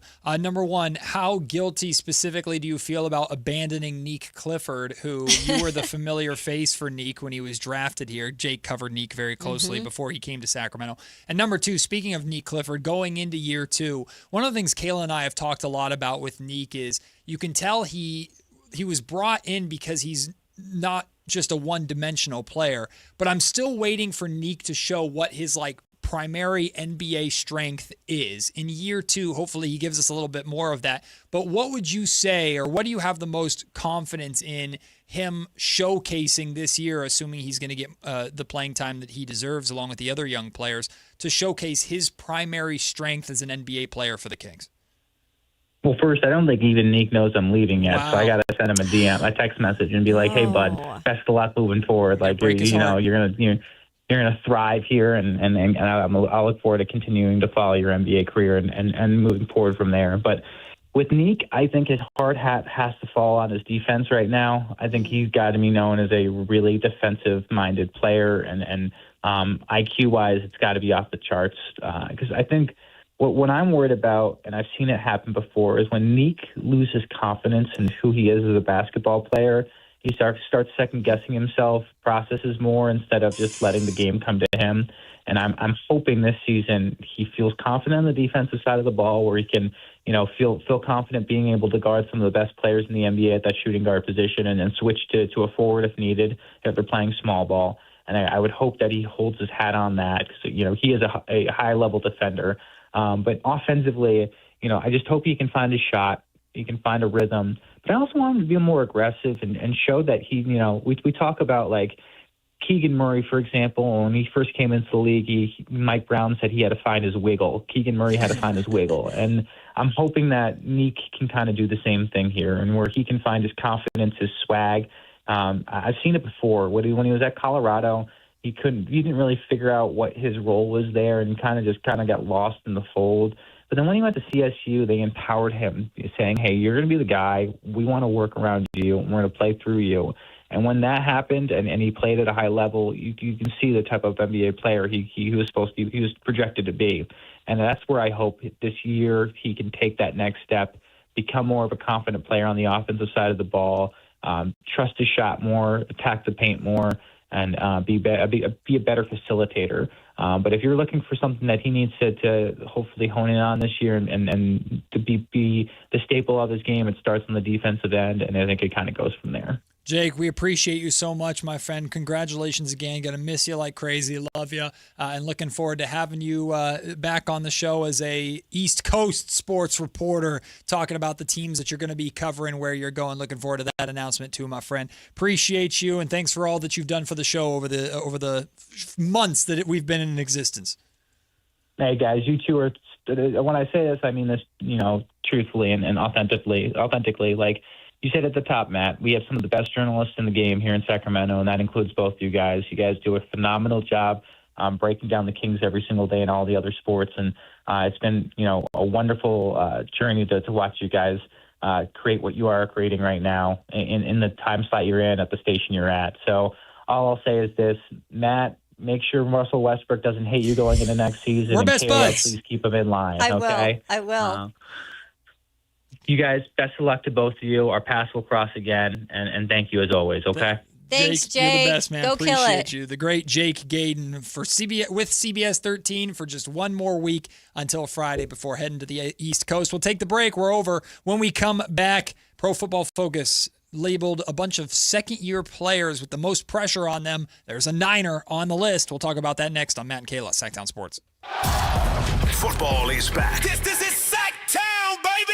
And Sactown Sports 1140 is your home for primetime NFL games this season. This is Kevin Harlan of Westwood One. Catch all the NFL primetime action. Catch Monday, Thursday, and Sunday night football, international games, the NFL playoffs, and the Super Bowl right here on Sactown Sports all season long. Your local sports leader, Sactown Sports 1140. Oh, the Sacramento heat. Right now, get your AC professionally tuned up for as low as just $59 and enjoy your summer nice and cool. Plumbing, electrical, heating, and air, Bonnie.com. Summer restrictions apply. License 696-355. Remember when a driving range was just a driving range? Yeah, Hagen Oaks doesn't remember either. Reserve one of 3 top Tracer bays from 6 to 11 p.m. at HagenOaks.com. Only 3 bays are reservable, while the rest of the range remains open for walk-ups. Play virtual golf, then grab food, drinks, and a seat in front of the TVs at the hangout. Throw in live music, and suddenly your quick stop at the range turns into hours of fun. Hagen Oaks Golf Complex. Side effects may include laughter, bragging rights, and one friend insisting he would have won if the wind wasn't blowing. Sacramento's best selection, best quality, and lowest prices on kitchen and bath products are at the new Anova Cabinet and Stone. For a limited time, get stunning new quartz countertops starting at just $159. That's right, only $159 for gorgeous quartz countertops. Listen to this. For a limited time, cabinets for kitchens and bathrooms are up to 50% off. Yes, up to 50% off new cabinets. It's a must-see. The new Anova Cabinet and Stone at Florin Road and Highway 99. Learn more at AnovaCabinetStone.com. Need a reason to hit the range this week? Well, Hagen Oaks has 2. Monday nights are happy hour all night long with special pricing on hot dogs and ice cold beer while you hit balls under the lights. Then Thursday, join the new Top Tracer competition nights. Play Pebble Beach, compete in closest to the pin, long drive, and more with fun interactive games for every skill level. Grab your friends and make Hagen Oaks your weeknight destination. Visit HagenOaks.com for more details. Hagen Oaks Driving Range, more games, more laughs, more reasons to play. Hi, how can I help? Well, my husband and I feel like we've outgrown our current money manager. I see. Our lives have changed, and we need something more than just mutual funds to help us in retirement. She's right. I hear that often. At Fisher Investments, we'd start by getting to know you, your finances, family, health, lifestyle. We tailor a portfolio around your goals and needs. Sounds good. Can you help with estate planning? Yes. We have a team of specialists who can help you with estate planning, Social Security, investment income, and more. We'll get to know your whole financial picture and help keep you on the path to a comfortable retirement. And your fees? We have a simple, transparent fee that's a percentage of the value of your portfolio. So we do better when you do better. I feel better already. At Fisher Investments, we're clearly different. Learn more at FisherInvestments.com/different. Investing in securities involves the risk of loss. Folsom Chevy is truck country, where great deals and a wide selection of new Silverado half-ton pickup trucks rolls through August with a 0% financing offer. Swing by the Folsom Auto Mall or go to folsomchevy.com to find out more. Folsom Chevy, together, let's drive. Want the best movie experience in town? Join Sactown Sports IMAX Pass by visiting SactownSports.com. Sign up today. You can win tickets to see this week's films at the Esquire IMAX Theater.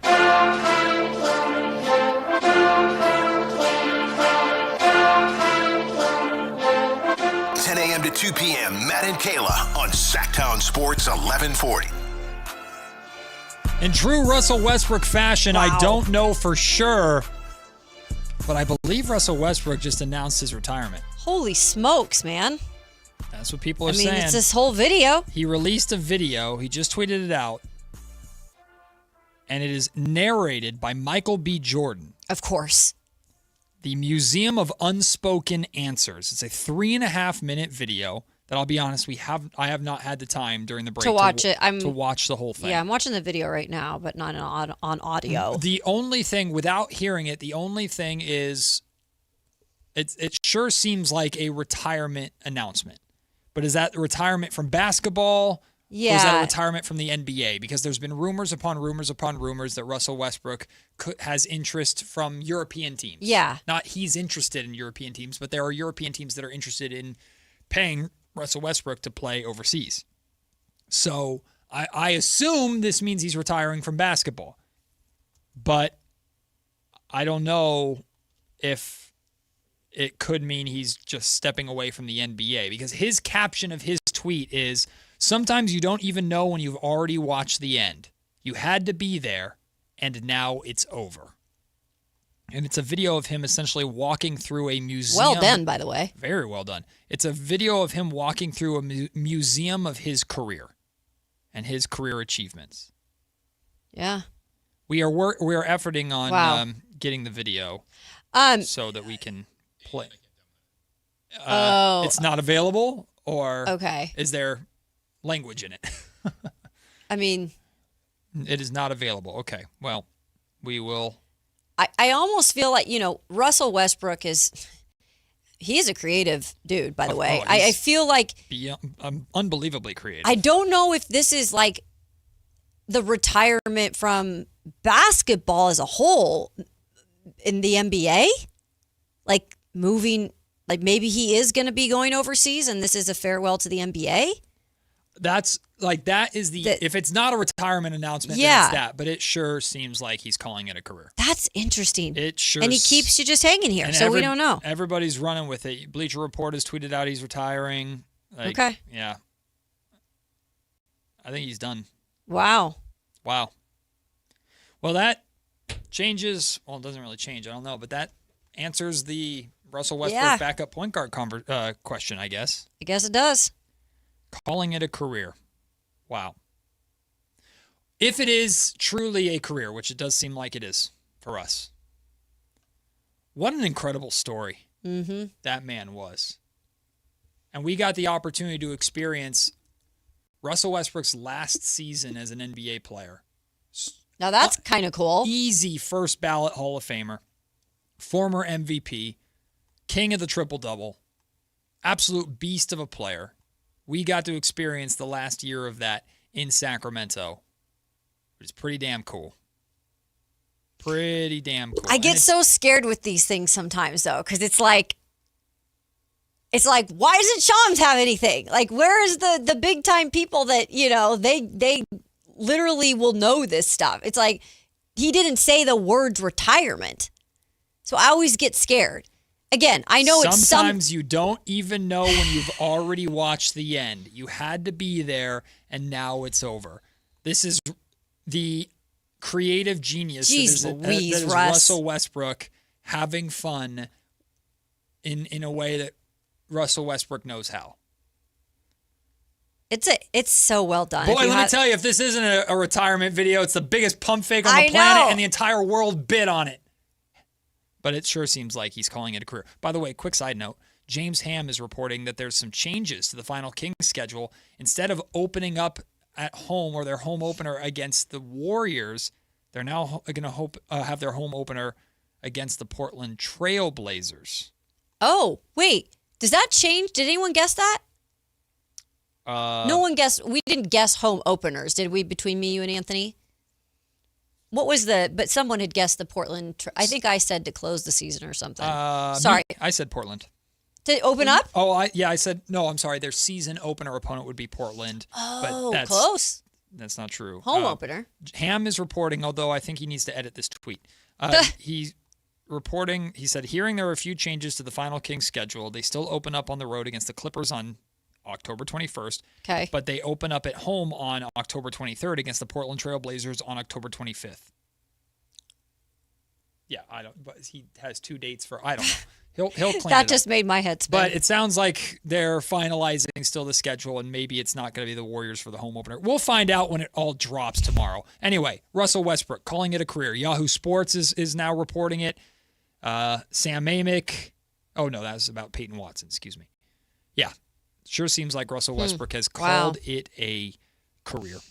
All right. I mean, when you talk about one of the most dominant guards in history, right? All the accolades that Russell Westbrook has accomplished, from the assists to the rebounds. He became one of the best rebounding point guard. No, sorry. He became the best rebounding guard in NBA history while he was here in Sacramento, right? Smashing milestone after milestone, former MVP. Unfortunately, the only thing Russell Westbrook didn't get is a ring, but that doesn't define his career. He's a 9-time All-Star, 2-time scoring champ, 9-time All-Star, 2-time All-Star MVP, All-Rookie his rookie year, which was 2008, 2009, the MVP in 2016, 2017. An unbelievable Hall of Fame superstar caliber career for Russell Westbrook. The video you said is downloaded, Chris?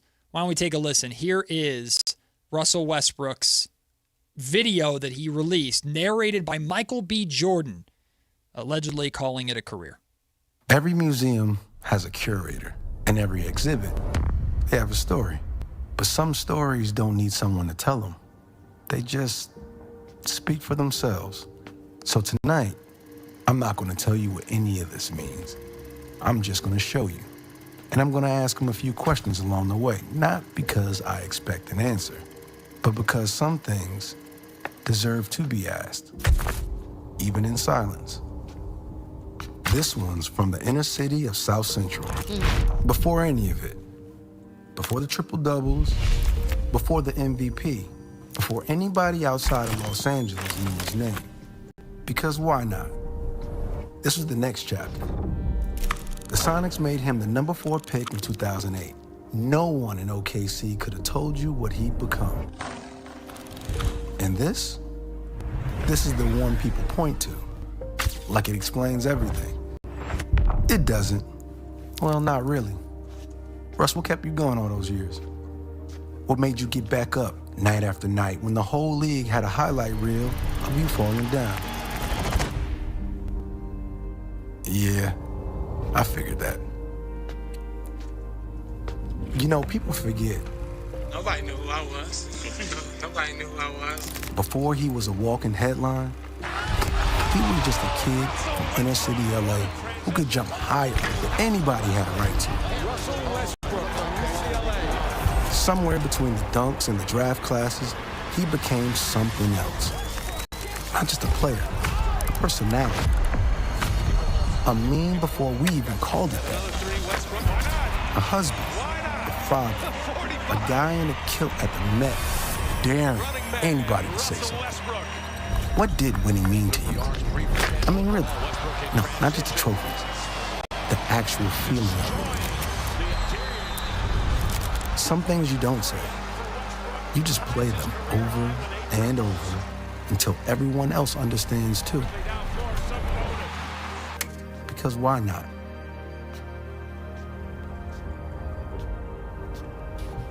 This swing isn't finished yet. That's not a mistake. We left it this way on purpose.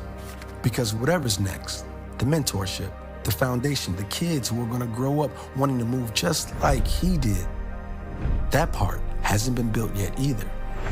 Were you ever afraid of what happens after the game stops needing him? This swing isn't finished. Neither is he. And that's the point. Last question.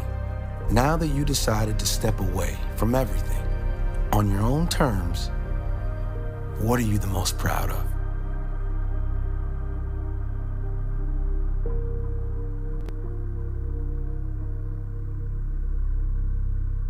That might be the best interview I've ever done. He didn't say a word. And somehow, I understood everything. There you go. That's so well done. So well done. That is as Russell Westbrook Dude, of I a love retirement it. announcement as it gets. So good. Dude's always been a creator. He's so authentic, man. Can't hate it. What a career. Yeah. What a career. There was a weird mistake in it. A mistake? Yeah. What happened? They said that he got drafted by the Sonics. Was that like a minor league basketball team? Or Oh, there's where Chris comes in with the punch. You know that really good team that everyone's wanted back in the league for a long time? Wait, really good team? I mean, they had their times. Before you were born, Matt, you wouldn't have known that. Okay. Just saying. Really good team. I'm looking at the NBA What is that supposed to mean? I'm not seeing Sonics. Oh my goodness. I don't remember the Sonics being a really good team. That's not true. Gary Payton was a beast. They had some notable names. They definitely did. You know. They definitely did. Wow. That's good it's stuff. It's surreal. Not that he retired, but the way he did it. Like, Yeah. I still... Again, it's a very Russell Westbrook way of Yeah. calling it a career. Wow. For sure. It's a very Russell Westbrook way of doing it. Man, how special was it to have his last year in Sacramento? Regardless of the record, regardless of how frustrating that year was, regardless of anything that happened, Russell Westbrook finishing his career as, well, not as a Sacramento King, but the last season of his career that he played being in Sacramento is something that's pretty cool. I don't know how much it will be remembered in the overall legacy of Russell Westbrook. Probably not at all. But pretty damn cool. Pretty damn cool to say the least. So big thank you to Russell Westbrook for the last 18 years. What an incredible career for an easy Hall of Famer. We'll take the break. When we come back, we'll pick a side next. And then former Tennessee Titans offensive lineman and current sideline reporter Brad Hopkins joins us to tell us all about that joint practice yesterday between the Niners and Titans in Santa Clara. That's all still to come on Matt and Kayla, Sactown Sports. Football is back. This is Sactown, baby! And Sactown Sports 1140 is your home for primetime NFL games this season. This is Kevin Harlan of Westwood One. Catch all the NFL primetime action. Catch Monday, Thursday, and Sunday night football, international games, the NFL playoffs, and the Super Bowl right here on Sactown Sports all season long. Your local sports leader, Sactown Sports 1140. Alert to all Americans who own a vehicle with less than 200,000 miles with an auto warranty about to expire or with no warranty coverage at all. Due to a decline in the economy, CarShield is announcing a low-cost month-to-month vehicle protection plan that is now available to the public to save any driver out-of-pocket expenses on future auto repairs. Call now to find out how you can pay almost nothing for covered auto repairs. Yes, you heard that correctly. Pay almost nothing for covered auto repairs. An open phone line has been established for all drivers to call for a free quick quote. Call 800-330-8323 now. Drivers who are covered will not have to pay for covered repairs again. This protection plan is at an all-time low. Additionally, drivers who activate this vehicle protection today will also receive free roadside assistance, free towing, and car rental options at no additional cost. Call us for your free quick quote today. 800-330-8323. That's 800-330-8323. What do you have to lose? Call 800-330-8323. Again, 800-330-8323. Hey there, it's Mark and Tom, the travel and entertainment guys, brought to you by Sports Leisure Vacations. Time for our weekly travel tip, and with it, here's Mark Hoffman. Until smartphones came along, the word selfie wasn't part of our vocabularies. Now, increasingly, this harmless way of recording life's best moments has become dangerous. So far, in 2026, there have been 17 documented selfie deaths on the planet. Some are suggesting no selfie zones, where physical barriers, signage, and public information steer picture takers away from certain locations. The problem is that avid selfie takers are showing up at odd hours just to get that photo. Some quick tips. Never let your desire for a selfie endanger anyone else. That includes those who might be part of the picture. Have respect for wildlife. Remember the bison in Yellowstone. Have respect for your surroundings, particularly if you've never been there before. And finally, use common sense. More tips to make you a smarter traveler. Saturdays at 11 a.m. right here on Sactown Sports 1140. Hey, it's Flo here to say drivers who switch and save with Progressive could save hundreds. Nice. With my new savings, I'll get some hiking gear. It'll be great for my outdoor era. I don't know if it counts as an era if you just buy stuff. I got a cute hiking backpack. It's an outdoor era. Well, you only bought one thing. I don't think it's an era. Well, I think we're in a agree to disagree era. Yeah, sure, you're probably right. Anyway, with the money you could save by switching to Progressive, you can afford to switch to other things in life. It's my savings era. Also, everything you do is not an era. Progressive Casualty Insurance Company and Affiliates. Tired of hearing scary radio ads about the IRS? Tax Relief Advocates is different. TRA is here to tell you that if you owe money to the IRS, whether it's $5,000 or $500,000, we have a solution. TRA can eliminate or reduce what you owe to the IRS with zero risk to you. We have over 1,000 5-star reviews on Google and an A+ with a BBB. End your tax nightmare today by visiting TRA.com or call 800-583-6681. That's 800-583-6681. Everyone loves to be outside, and so do mosquitoes. Protect yourself against mosquitoes and West Nile virus by following these simple tips. At least once a week, look around your yard and drain stagnant water from any containers where mosquitoes can breed. Remember to use an effective mosquito repellent, especially at dawn and dusk when mosquitoes are most active. Close all doors and be sure screens are in good working condition. At the Mosquito and Vector Control District, we're here to help. Visit us at fightthebite.net. Now through August 31st at Big O Tires, receive $80 to $120 in instant savings on 4 select in-stock Nexen, Nitto, or Sumitomo tires with installation purchase. Disposal fees extra, not good with other offers. See your locally owned Big O Tires dealer for pricing. Pick a side, any side. It's time for Pick a Side on Matt and Kayla.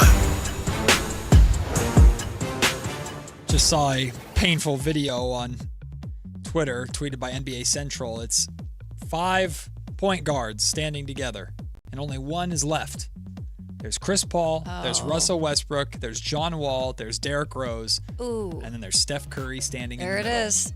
Only one left. By the way, we do have official clarification from Sean Cunningham about the Kings' home opener. So it was initially going to be October 24th against the Golden State Warriors. That has now changed. The home opener at the Golden One Center is going to be Friday, October 23rd versus the Portland Trail Blazers. The Kings will host the Warriors on March 10th and April 4th. It still sounds like the Kings will open up their season, though, in LA against the Clippers. All right. All right, it's time to pick a side. We got Chris Verlade with us today. Appreciate Chris helping us out with our first topic here. Sportico once again named the Dallas Cowboys as the most valuable franchise in sports, listing their value at $15.5 billion. In your mind, is there another franchise that should be valued more? In the NFL? Mm-hmm. The only one that would have a chance in my mind would probably be the LA Rams, right? Because of SoFi Stadium and the brand and it being in the market that is Las Vegas or Los Angeles. I would say the New York Giants and MetLife Stadium, but MetLife Stadium has its problems. And the Giants have not been the most successful franchise, even though they're in New York City. So I would say it could be the Rams, but the Cowboys are easily the most global NFL brand. And AT&T Stadium is state-of-the-art, too. Yeah, so Jerry's World. I would say there should not be another team. I understand why it's the Dallas Cowboys and it'll continue to be the Dallas Cowboys, but maybe the gap isn't as wide as it used to be. I certainly don't think the gap is as wide. This is why this always continues to amaze me, that I guess as much as I poo-poo on Jerry, because I don't think he gets out of his own way in a lot of ways with actually getting this team to where it needs to be, which is winning a championship again after years and years and years. So I think, I guess you give him credit because he's kept it relevant, but it's just such an incredible brand that it just goes to show without them winning an actual Lombardi in all these years, they're still the most valued NFL franchise. So that just blows my mind. But yeah, I guess I have to say that is what it is. I mean, Rams probably are in there. I think the Niners are up there, could be up there. What's funny is the Rams are there for completely different reasons than the Cowboys in a lot of ways, because the Rams brand is not very iconic. Like when people think of the Rams, they think St. Louis. Because that's the thing with them. Yeah, Marshall but then Faulk, they were there prior to, but the Cowboys brand, but the LA Rams have the success and the payroll and the now SoFi Stadium and stuff like that. Makes you weird. think. You would almost think like it's probably are the Packers like the number 2 brand in football. Ooh. The Packers. I mean, Pittsburgh's up there probably. The Niners. The Niners are up there for sure. Maybe. I mean, the Raiders are a brand, but not to the level. Yeah. Not to the level. So. All right. Next up. Fox Sports put out best odds for Coach of the Year, and John Harbaugh leads the way at plus 600. Would you put anyone ahead of him? And I linked the thing, so I don't know if you can actually see the other coaches that are in the mix. If you want to read them, they're there. So John Harbaugh is plus 600. Tied for second is Robert Saleh with the Titans and Jesse Minter with the Baltimore Ravens at plus 1,000. Okay. Kellen Moore with the Saints and Ben Johnson with the Bears are tied for fourth. Okay. Then Clint Kubiak is tied for sixth at plus 1,500. I'm a little shocked. A lot of them are new coaches. They're new coaches, but I'm a little shocked Ben Johnson isn't more up there, considering I think he has the best chance to win like in a big way this year because he already had success in his first year, and Caleb's expected to take another step forward, all of that stuff. But this is the easy thing to pick John Harbaugh because it's a guy who has been so successful in his career as an NFL head coach, and he's taking over a very well-known brand in the New York Giants. I just don't think they're going to be anywhere close to being that this year. I guess it just makes sense because of the name. Is this just an admittance that, like, the actual best coaches can just age out of it, or can just, like, no Sean McVay, no Kyle Shanahan, no I think because that's Andy like the Reid. expected. They're expected to bring their teams. That's my point. So this is just admittance that the best coaches, because they're expected to be the best coaches, probably won't win the award. Like if Kyle Shanahan and the Niners win the NFC West, that is Coach of the Year worthy, because remember, it's a regular season award, not a postseason award. We'll see what they do in the postseason. Sure. That's definitely Coach of the Year worthy. Like John Harbaugh going to a brand like the New York Giants, if he makes the Giants good, maybe he is a shoe-in for being the Coach of the Year just because of the turnaround of the New York Giants. But John Harbaugh making the New York Giants good is probably still not going to be nearly as good as the Rams are, or the Niners are, or the Seahawks are. I think it's just because they are assumed to be the best, and so it's like, of course they're going to be up there. So these are more like they put coaches there that they don't have a full team yet that's expected to do much. So change the award to like breakout coach. I agree. It's not Coach of the Year. I'm with you on that. Because I think a lot of people story in coaching, maybe. Right. People think Shanahan last year could have gotten that award. For sure. So, all right, what's next, Chris? Clemson's Dabo Swinney has asked if there were any standouts in camp, and he answered, "Everyone is just working. We're just a bunch of nobodies." Is this motivating? He's such a weird fellow, by the way. He is a weird guy. I don't hate this, though. I don't hate this because there's always so much attention on Clemson, and most coaches are going to hype up their guys. And, of course, I don't think anybody in that Clemson locker room should be hearing that and feeling a certain type of way about, I'm the star of this team, and my coach said I'm a nobody. In my mind, I think it's very clearly not his point. It's we're putting our heads down. We're getting to work at Clemson. We'll show you who we are when we're on the field. Like, don't worry about us. We want to go under the radar a little bit. I like it. Yeah, I'm in the middle on this one. I think Dabo just always is trying to make headlines no matter what he does in Clemson. And to his credit, I mean, he's still being able to get recruits there. Now, are they being able to do what they used to do at Clemson? No. They're not winning like they used to do, and they need to get back to that if they're going to be considered relevant, and Dabo's going to be considered, again, long-term to be one of the better coaches in college football. I didn't hate it either. It's just me rolling my eyes because Dabo's known for doing this stuff. He's corny. I would gladly be a nobody for $3 million like the quarterback. I know, right? Good point there. Thank you. We'll take the break. When we come back, our very own Chris Watkins was in Santa Clara yesterday for the joint practice between the Tennessee Titans and the San Francisco 49ers. He gave us his perspective. But why don't we get a former NFL player's perspective who was also there? Brad Hopkins, former offensive lineman, current Titans sideline reporter, joins us next right here on Matt and Kayla, Sactown Sports. Follow Sactown Sports 1140 on Instagram and X at Sactown 1140 to see the best moments from all your favorite shows and up-to-the-minute live reactions and updates on the Kings, 49ers, and more. That's at Sactown 1140 on Instagram and X. Your local sports leader, Sactown Sports 1140. This is the story of the one. As a safety manager at a manufacturing plant, he does everything he can to keep his coworkers safe. From finding ways to reduce risks to keeping safety supplies in stock. And for that, he relies on Grainger. Grainger offers a broad range of quality products and next-day delivery, so he can always play it safe. Call 1-800-GRAINGER, click Grainger.com, or just stop by. Grainger, for the ones who get it done. Country in the Park 2, presented by your California Army National Guard, October 23rd at Heart Health Park at Cal Expo with Bailey Zimmerman, Russell Dickerson, plus more. Enjoy line dancing, live DJs, mechanical bull, and food trucks. Tickets start at just $70. Country in the Park 2, October 23rd at Heart Health Park at Cal Expo with Sky River Casino and Joel Gott Wines. More info at CITPFest.com. This is the story of the one who keeps multiple buildings running smoothly day after day. Plumbing that blows, HVAC that hums, cleaning supplies that keep surfaces sparkling. That's why she counts on Grainger. With easy reordering online and 24/7 support, Grainger helps her keep the products she needs on hand. So shelves stay stocked and buildings stay ready. Call 1-800-GRAINGER, click Grainger.com, or just stop by. Grainger, for the ones who get it done.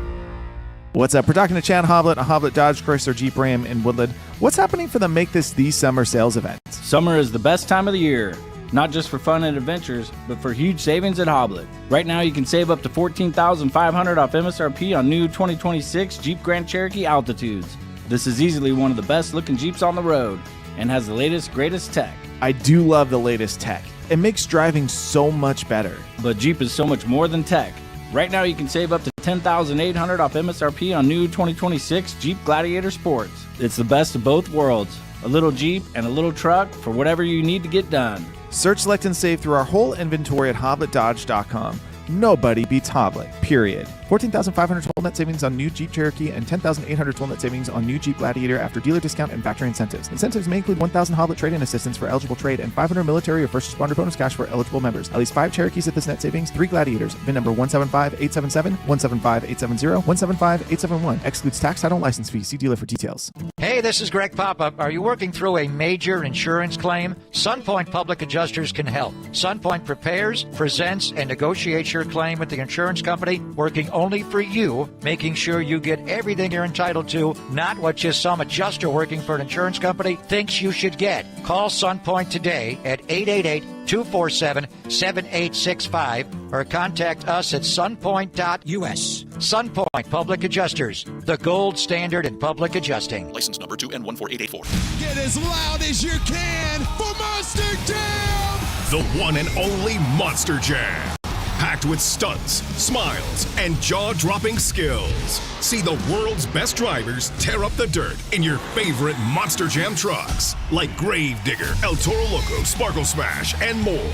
Only at Monster Jam. Coming to Golden One Center this weekend. Brought to you by BKD Tires and Morgan & Morgan. Specially priced Saturday tickets available. KHD HD1 Sacramento, KYMX HD3 Sacramento. Sactown Sports 1140, your local sports leader. It's time for the lunch break. Your calls, your thoughts, your segment. Call or text us at 916-339-1140. It's the lunch break on Matt and Kayla. I wonder if the Titans and Niners today have like a post-UFC fight feel today. Maybe a little extra soreness, a little extra time in the ice bath after all of the pushing and shoving and antics at yesterday's joint practice. Kayla, someone special joining us right now, someone from your past a little bit who's going to be able to give us some really interesting perspective on everything that went down in Santa Clara yesterday. So I always get so excited getting to talk to a friend of mine that, you know, you got to do and enjoy sports stuff with down there when you were covering things. And that's who I'm introducing, Mr. Brad Hopkins. And look, I asked him specifically, what do you want your title to be, B-Hop? Because you do so many things. He said, how about, first of all, he said master of the known universe. And then he said, I'm just joking, Titans lineman turned sideline analyst for the Titans. That is who he is. Brad Hopkins, thanks for taking the time. You're down in the Santa Clara, San Jose area. I just want to ask first and foremost, how you loving NorCal right now? So I'm enjoying the lack of humidity. For whatever reason, over the past, I'd say 5 or 6 years, the climate has changed in Nashville to where the summer times are excruciating. Yeah. So being up here in Northern California, where sure the sun is bright, but it's not near as uncomfortable, I'm really enjoying my time here. And Matt, I'm not part of Kayla's past. I am part of Kayla's present. Yes. By the way. Good point. Yes. So, We do a podcast too. So. Brad, I'm the jealous co-host right now. She like gasses you up all the time. I'm like, well, I didn't play football. What the hell did I do? Matt was like, you can introduce him because he doesn't even know who I am. And I was like, the only thing you need to know, Matt, is I talk really well about Matt, right, Brad? That's for sure. Yes, you do. Exactly. I mean, she can't stop talking about you. Well, now I know you're lying. About her lunch break.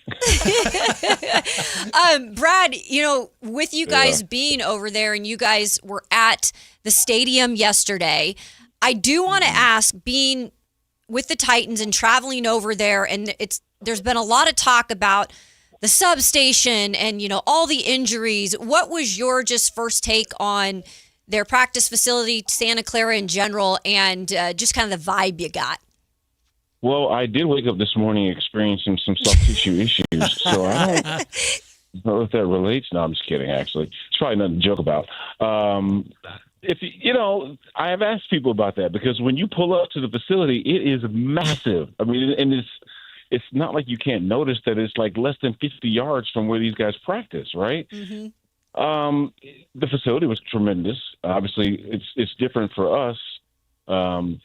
In that our facility is probably 3 miles from where they actually play the games, but to see Levi Stadium just basically overshadowing the practice facility, it's pretty cool. You're right there. You're traveling to the same destination to go to work during the week and also to play the games on Sunday. So it's no different.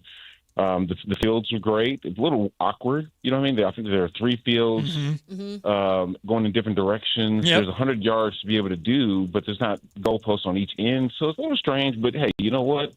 Who am I to complain? Actually, the field surface is great. I actually even got the chance to go out into Levi Stadium and walk the grass a little bit before they started marking it out for the game on Thursday, and the turf looked nice. I guess they just put it in, so nice. It did look new, and you can tell that it was done in pieces. You know what I mean? So I thought originally that if you took a nice little spill that you'd probably kick up some turf, but it looks like that it's actually pretty solid. You know what I mean? So I like the facility, I like what they've done. I like the chemistry that both teams had before and after practice. We'll get into what happened during practice in a few minutes, but when you're looking at the close relationships that not only exist between, like, say, Robert Saleh and Kyle Shanahan, you see player relationships of guys that have been in the same roster, together, and them really kind of enjoying just being able to catch up with one another. You know what I mean? So yeah. I think George Kittle hugged one half the staff and one half the players on the Titans because, he lives in Kingston Springs, Tennessee. So it's just cool to, be able to kind of re-engage with him. I got a chance to talk to him a few minutes too, but even after practice, when the guys were done and, it's all sweaty and everybody's done getting after it, just the amount of hugs and remember this, remember that, so there's a lot of cohesion between these two teams as they set to do battle tomorrow night. Brad Hopkins joining us, former Titans offensive lineman, now is Titans sideline reporter, former colleague of our own Kayla Anderson here. Brad, you can probably illustrate or talk about this better than a lot of people can in terms of what the purposes of those joint practices. One of the things, amongst the many things that were reported from yesterday, in addition to like the scuffles and the physicality of the joint practice, is the fact that Robert Saleh and Kyle Shanahan were basically shoulder to shoulder the entire time. Obviously working together, they have that background, but they're there to get work in. but you also hear so much about, for the last 2 weeks, these guys have just been going against themselves, right? They're going against their teammates, and they're sick and tired of going against their teammates. So to line up against somebody wearing a different color than you that's not on your side to be able to get some of that energy out, that's one of the things that the coaches talk about is so good about joint practices. Can you speak to how needed joint practices are in a day like yesterday is for the preparation of an NFL season? You did a great job, Matt, basically epitomizing what we're talking about as far as the importance of creating the intensity and the competition level that a joint practice brings. You know, when I was playing the game, and I hate saying it like that, back when I played, but, we did 2-a-days, which gave us a certain level of work, right? Well, I think that now when you start to see these teams working jointly together in preseason scenarios, it kind of, it does help with that. Hold on one second. Excuse me, ma'am. You dropped your card. Oh, what a guy. He is. Sorry. What a guy. Very polite. But anyway, the point being, now that they don't have as much time on the field, you have to really take full advantage of when you are on the field. And those joint practices are so intense. They create such a different level of competition. It almost rivals a game. And follow me when I say that. In a game, there's a game plan, there's scheme, there's all kinds of things that you're trying to accomplish. Even in preseason, you're just trying to see who can actually play the game, right? But it's so individualized, pretty much, when you're able to look at specific positions because there's so much going on at the same time. You are in the spotlight. You know what I mean? And the thing is, collectively, it's the first time that each team is going to wear the same jersey because you guys know during practice, one team wears one color, one team, offense wears one color, defense wears another. Well, now it's the first time we got to see all of the Titans wearing the same color practice gear, all of the Niners wearing the same color practice gear. And so it gives you that feel of almost like, hey, this is as close to a game as you're going to get. And that's why you saw so many scrums and so many little dust-ups and the chippiness because the competition level is so high that you don't want to lose a round, that you have in practice to somebody that's not wearing your colors. You know what I mean? So it's just a little bit different. It's almost like fighting your neighbor versus your brother. You know what I mean? It's different. Hey, look, this is my brother. We fight all the time. But if my neighbor wants to fight my brother, no, that's not going to happen. I got to have my brother's back. You know what I'm saying? Brad, it's always like when we're here now and we're, covering the Niners, I'm still kind of paying attention to everything the Titans are doing. So I can have two perspectives, but I didn't play the game. When you're over there for joint practices and you're seeing a different team and watching the team you're covering going up against them, what's maybe the first thing, especially yesterday, that you noticed with the Niners and kind of why they're getting the praise they're getting this year coming into the season? They are disciplined. They are a Kyle Shanahan team. And what I mean by that is this guy's buttoned up. He knows how to get the most out of his players. They're efficient. There's so many things that I could say about how this organization is ran, which then correlates to how they practice, how they prepare themselves. And you know what? It lends to the confidence that they have within themselves, knowing that they're one of the best teams in the NFC. I think, I was having this conversation on our podcast yesterday. And you remember, Kayla, when we were talking about the number of teams in the AFC versus the NFC that are actually going to be legitimately contending for a title, right? Right. And I think that you could say that there's maybe more teams on the NFC side that can pull that off versus the AFC side. And the Niners, depending on health, definitely are one of those teams that gets mentioned in that conversation. And that's because of how they actually how they work day to day, how they work week to week, and the confidence that they have in themselves because of the level of success. Now, they've had some setbacks. You can't lose Nick Bosa and Fred Warner and expect your defense to be as vaunted as it has been when you have those two pillars not on the football field. But it does help when you've got talented players that are leading your roster. Brock Purdy would never give any sort of indication that he was the 200 and whatever man picked in the draft. It's just not the way he carries himself. So that identity itself, it kind of permeates to who they are as a team. So those are just some of the things that I noticed about them. And for us as Titans, having won 3 games last year, I think that it was, I guess, just something that we could take and put a little feather in our cap, even though I don't think that we won the scrimmage yesterday. But the fact that we're able to compete with those guys at a level that, doesn't make us look shameful, you know what I mean? That's something that I think that Robert can take away, knowing that they're making strides to improve on this roster and this team's identity. Brad, Kayla has explained and talked about and provided the context here of how much coverage and attention is on the development and the improvement of the offensive line with the Tennessee Titans. As for the Niners are desperate to get their pass rush back, as they did not put any pressure on quarterbacks at all, especially after Nick Bosa went down with his injury. But even before Nick Bosa went down, they were struggling to put any sort of pressure on quarterbacks, which is a big thing for them. What did you notice from that battle, the front line, the offensive line for the Titans versus some of the pass rush of the Niners that they're trying to improve? Well, you have to understand, Matt, that when the Titans' offensive line went into this scrimmage or joint practice, that they didn't want to be a liability. They made sure that they had the right mindset coming in, which is why you saw a couple of offensive linemen get ejected from practice. Yeah.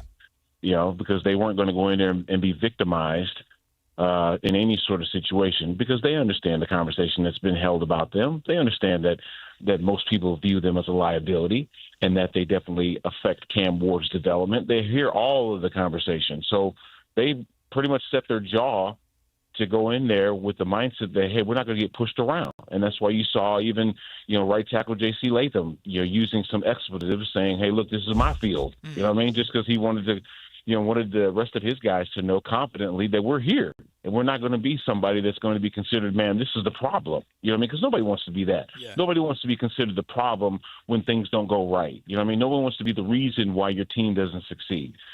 So going up against this team that, and I think that they kept Cam relatively clean. There were a couple of times where Cam was trying to figure out where he wanted to go with the football because it wasn't as smooth as in practice. When you're seeing a different look, the ball could have came out of his hands a little quicker, and that did allow the defense to put more pressure. But for the most part, I think there was a relatively clean pocket, and that was with the ones. I will say that. Now the twos and threes, it is what it is. You got guys that maybe one or two they're going to be in game time situations. Other than that, most people will be delegated to practice. So then you start to see like Mitchell Trubisky and Will Levis deal with more of the pressure issues than say the first unit did. So I definitely saw some improvement for us on our side. And as far as you guys' ability to count, when you got ringers like Nick and Fred on the field, it's a completely different situation. I saw Fred over there trying to get the crowd up. Yeah. Like you're trying to amp them up, like get them excited and be a part of the whole practice itself. So you can definitely see when those two are on the football field, that whole defense takes on a different identity. Well, speaking of Fred Warner, and we heard that Cam Ward, the Titans quarterback, was actually talking trash to Fred, and Fred was riled up. But then after the practice, Fred went and gave Cam advice for improving some of his throws over the middle. Like like you said, a really beautiful relationship with a lot of these guys when it's all said and done. It is so amazing when I try to talk to people about, even when we spoke about Fred Warner down there in the South, he just resonates through the whole NFL. It's such a unique situation for a linebacker, Brad, to just have that much respect around the league. Walking gold jacket. Yeah. That's all he is. I mean, he's been a consummate professional. He's been a tone setter. And actually, if you think about it, the advantage to having a guy like Fred Warner is that he's infectious and contagious all in the same situation, because you can't help but look at how he practices, how he prepares himself, the energy that he brings to the team, and say, I want to be like that. I want to do that. He sets a tremendous example, And, Cam, Brian has made a point to try and reel Cam in a little bit. And like, hey, bro, stop making it harder on your brothers by running your mouth all the time. But we understand the level of competitiveness that Cam brings to the table. It's just, hey, look, don't go over there poking bears, bro, because we're the ones that are getting the paws. You know what I'm saying? So it's just, and it also shows a level of professional respect when you see a guy like Fred acknowledge the talent that he sees in Cam, to want to help him be the best of himself. He's not saying, hey, look, I'm trying to fix you so you can beat us. But I do recognize the fact that, hey, you're a talented player that has a bright future. And if there's some things that I can say to you that might help elevate your game or at least put things in perspective, I'm gonna definitely let you know.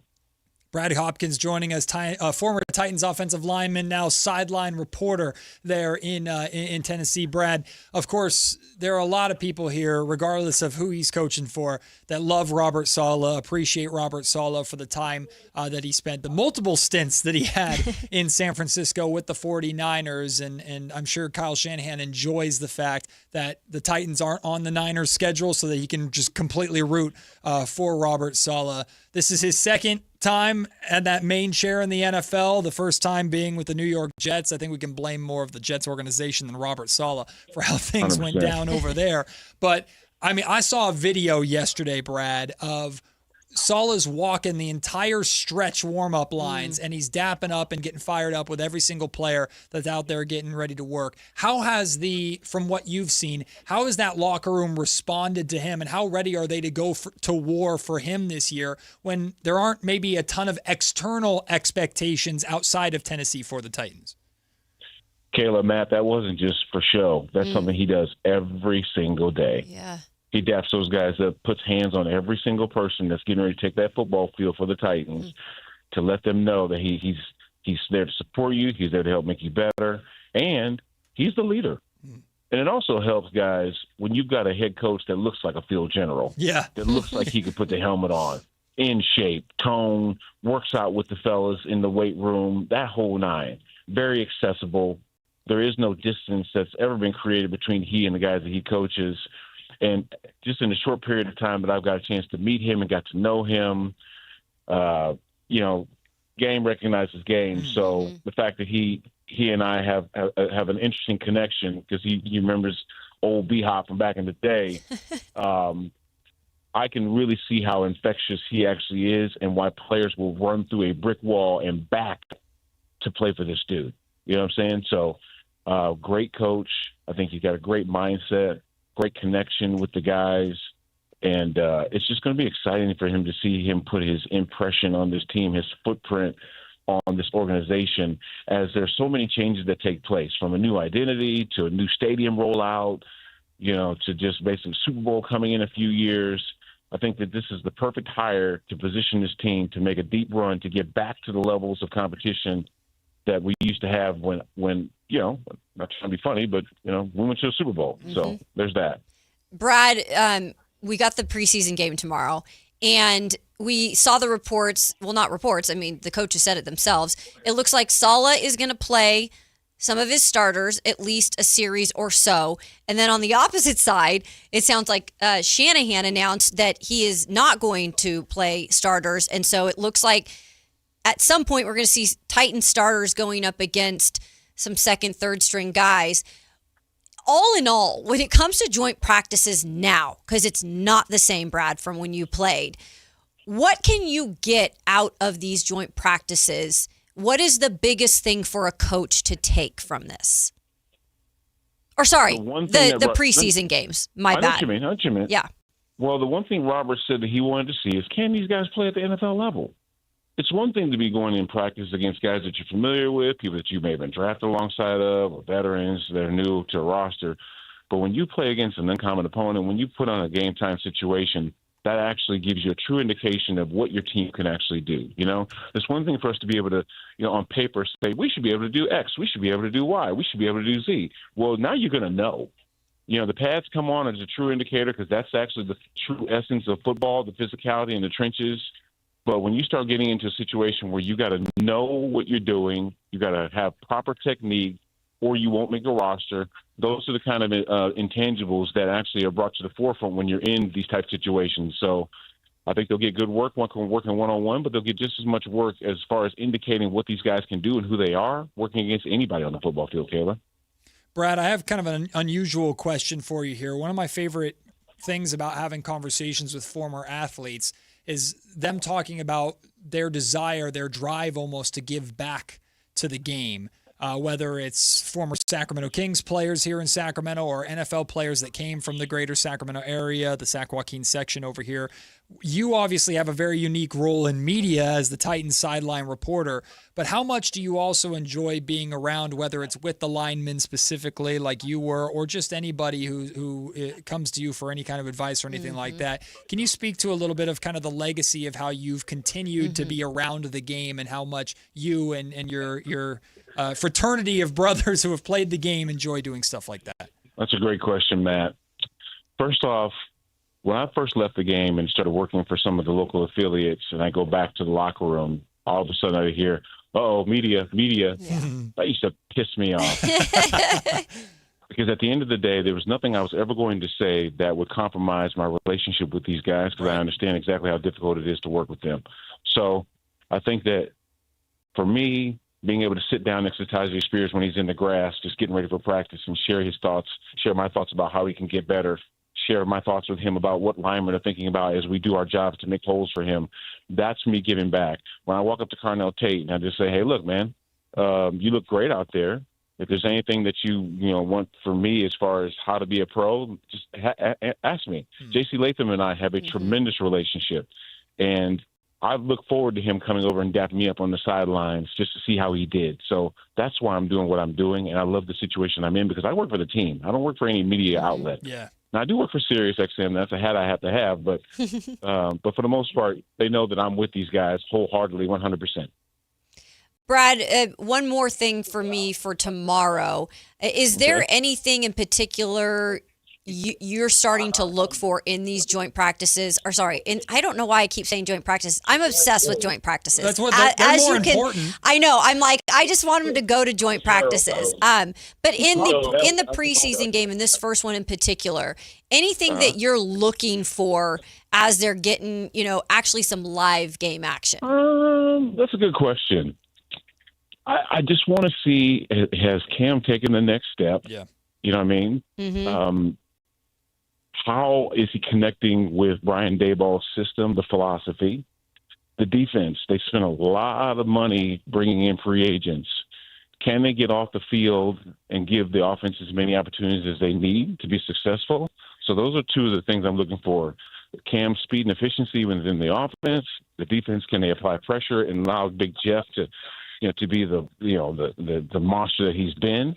And guys around him getting better as well and being able to apply pressure. So those are some of the things. Just seeing how the veterans mix, the ones that they brought in, and seeing how the young guys are taking that next step. Because the formula, Kayla, Matt, draft, develop, retain. Yep. And these are the first steps into determining exactly what that formula looks like for 2026. Brad, final thing really quick before we let you go. You've been so great with your time. We really appreciate you taking the time.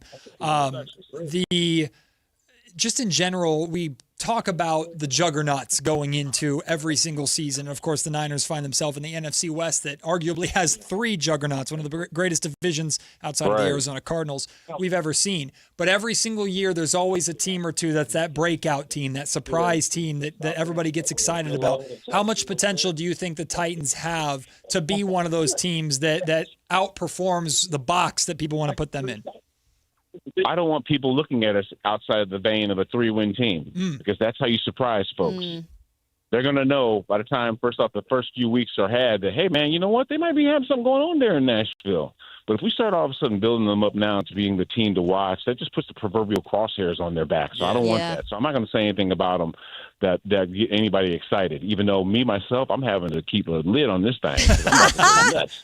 So if that's any indication of how I think and how I feel, this team definitely will not be, in my opinion, if they're picking outside of the top 10 next year, it's a win. And that should be the hope for everybody else. Well, Brad, we appreciate your time. I know it's limited, especially you've got preseason stuff to get to on Thursday. I keep forgetting it's Wednesday. So enjoy Northern California. We truly appreciate your time today. Tell Tyjae, tell Big Jeff hi for me, and we appreciate you coming on. All right, thank you guys. Have a great day. All right, thanks, the great Brad. Brad Hopkins. What a treat that was. He's phenomenal. He's like really a pro's pro in this business, and obviously like he played the game, so he gives great perspective too. He's one of the best. Really special. We're still reacting to the breaking news that Russell Westbrook has announced his retirement, but we also want to react to this. ESPN, I love this. They asked a bunch of the top NFL rookies. What did you spend your first paycheck on? Yeah. It's something everybody would love to know about, and imagine what you would spend that first paycheck on. We'll hear their answers and talk about them when we come back before Kayla's 2-minute drill right here on Matt and Kayla, Sactown Sports. Follow Sactown Sports 1140 on Instagram and X at Sactown 1140 to see the best moments from all your favorite shows and up-to-the-minute live reactions and updates on the Kings, 49ers, and more. That's at Sactown 1140 on Instagram and X. Your local sports leader, Sactown Sports 1140. Hi, I'm Justin Gingery. One of the most common questions I receive is, what makes us different from other law firms? At Gingery, Hammer & Associates, we handle your case from beginning to the end. Whether your case reaches a settlement, whether it must go into litigation, or whether it has to go all the way to trial, we will be with you along the entire way.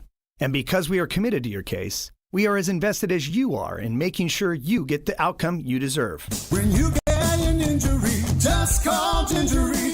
Whether it's date night, family night, or buddy night, Hagen Oaks has a bay for you. Reserve one of 3 Top Tracer bays from 6 to 11 p.m. through HagenOaks.com, and only those 3 bays are reservable. The rest of the driving range is still open for walk-ups. Play golf on world-famous courses while the kids try interactive games. Head to the Hangout for great food, cold drinks, and live sports on the TVs. Add monthly live music and putting tournaments, and you've got more than a driving range, you've got a night out. Hagen Oaks Golf Complex. Swing by and swing away. Sacramento's best selection, best quality, and lowest prices on kitchen and bath products are at the new Anova Cabinet and Stone. For a limited time, get stunning new quartz countertops starting at just $159. That's right, only $159 for gorgeous quartz countertops. Listen to this, for a limited time, cabinets for kitchens and bathrooms are up to 50% off. Yes, up to 50% off new cabinets. It's a must-see, the new Anova Cabinet and Stone at Florin Road and Highway 99. Learn more at AnovaCabinetStone.com. Need a reason to hit the range this week? Well, Hagen Oaks has too. Monday nights are happy hour all night long with special pricing on hot dogs and ice cold beer while you hit balls under the lights. Then Thursday, join the new Top Tracer competition nights. Play Pebble Beach, compete in closest to the pin, long drive, and more with fun interactive games for every skill level. Grab your friends and make Hagen Oaks your weeknight destination. Visit HagenOaks.com for more details. Hagen Oaks Driving Range, more games, more laughs, more reasons to play. Maida Subaru says yes to big savings on the new Subaru you want during the Subaru A Lot to Love event on now. Visit MaidaSubaru.com today for special Labor Day savings on over 225 new and certified pre-owned Subarus. Made a great deal at Maida. Card collectors know there's nothing as special as a rare one-of-one card. And now you can hear a very rare one-of-a-kind sports card show right here on Sactown Sports. Whitey Gleason here inviting you to join me and Mr. True Sports Cards himself, Imran Pilati, for the True Sports Card Show every Saturday morning at 10 on Sactown Sports. It's the only sports card radio show in the nation. For all your hobby needs, get to True Sports Cards, 6661 Stanford Ranch Road in Rockland. And for hobby, insight, and fun, join us for the True Sports Card Show Saturday mornings at 10 on Sactown Sports. Want the best movie experience in town? Join Sactown Sports IMAX Pass by visiting SactownSports.com. Sign up today. You can win tickets to see this week's films at the Esquire IMAX Theater. In celebration of 80 years of 49ers football, Sactown Sports is counting down 80 of the most memorable moments that have shaped the team's storied legacy and winning tradition. Here's today's faithful flashback. Number 21, Ricky Watters' 5-touchdown performance. A lot of players in NFL history have recorded 3 rushing touchdowns in a playoff game. 2 have rushed for 4 touchdowns in a playoff game, but only 1 has crossed the goal line 5 times in a playoff game. On January 15, 1994, San Francisco 49ers running back Ricky Watters set an NFL record by scoring 5 rushing touchdowns in a single playoff game. This historic performance occurred during the 1993 NFC Divisional Round game against the Giants when the Niners won 44-3. The 24 carries for 118 yards is really good, but the 5 touchdowns is record-setting. Watters scored from 1 yard out twice, from 2 yards out twice, and 6 yards as well, all part of his record-setting day. Faithful flashbacks on Sactown Sports 1140.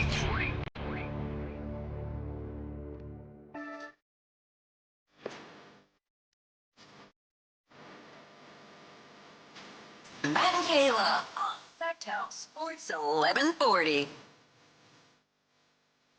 What a great tweet. What a great tweet that was. What a great tweet. Brad Hopkins. Good guess. stuff.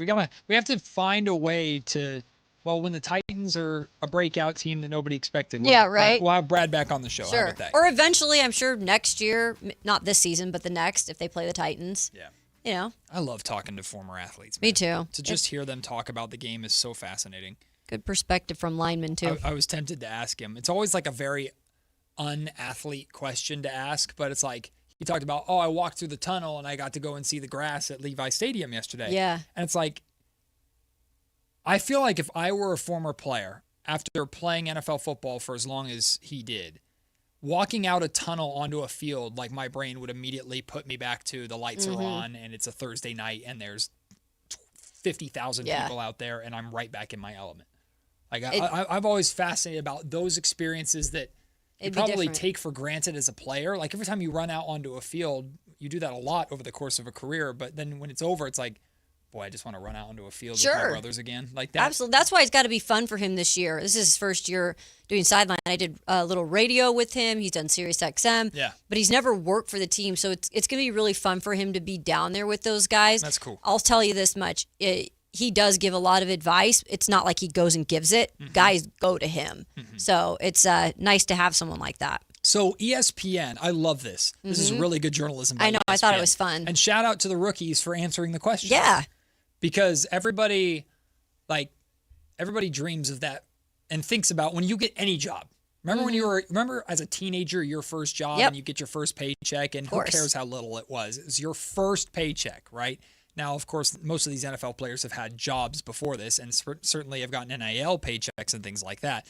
But your first paycheck as a pro. Yeah. With that number on it for some of these top picks, goodness. that number is pretty incredible. Also, I love the tradition in football, and you see it in Hard Knocks all the time of when you introduce yourself, when the rookies introduce yourself, it's your name, the school you went to, and your signing bonus. Yeah. Just to establish what kind of guy you are, and the players always react to it, which is pretty cool. But ESPN asked a bunch of rookies what they did with their first paycheck, what they spent it on. And they separated into categories. You have like the savings, investing category. You have homes and goods, sports equipment, apparel, family, travel vehicles, electronics, even exotic pets. Oh my goodness. That people spent money on. In terms of like savings and investing, like Jeremiah Love, Arvell Reese, Malachi Lawrence, Peter Woods talked about the investing that they did, which is probably the smart thing to do. But you always get the stories too of, I bought my mom a house. That's a popular one, Matt. Yeah. I mean, just to let me give back to my parents right away by being able to do something that I never thought that I would do. But shout out Caleb Lamu, who the offensive tackle for the New England Patriots. He basically said, look, I don't spend too much money. So one of the first things I did is I bought myself a new golf set. Okay. Hell yeah, Caleb. That's actually, a nice one at that. Drop a couple grand on some nice ass fitted clubs. I'm all about that, Caleb. And get yourself a golf cart that's all souped up. Like, do the whole thing. Just drive it down the street. Yeah. Why not? I actually like that one. Romello Height, who's the third-round pick for the San Francisco 49ers, said I didn't go on a massive spending spree. He said he helped out his closest family members and bought himself some streetwear. He said, I looked out for my mom a little bit, looked out for my dad, sisters, and brothers. That's about it. Geez, these guys that just, give back too is always fun to see. I like that. Listen, like I remember in high school we had an economy class. An economics class. That still didn't teach me a damn thing about like how to balance a checkbook or stuff like that. Like there is no financial. Although we don't balance checkbooks anymore. True, but that when we were in high school, right? I had to write a check the other day. I was like, "What is this?" Oh, you did? What do I do? Yeah, you have to like.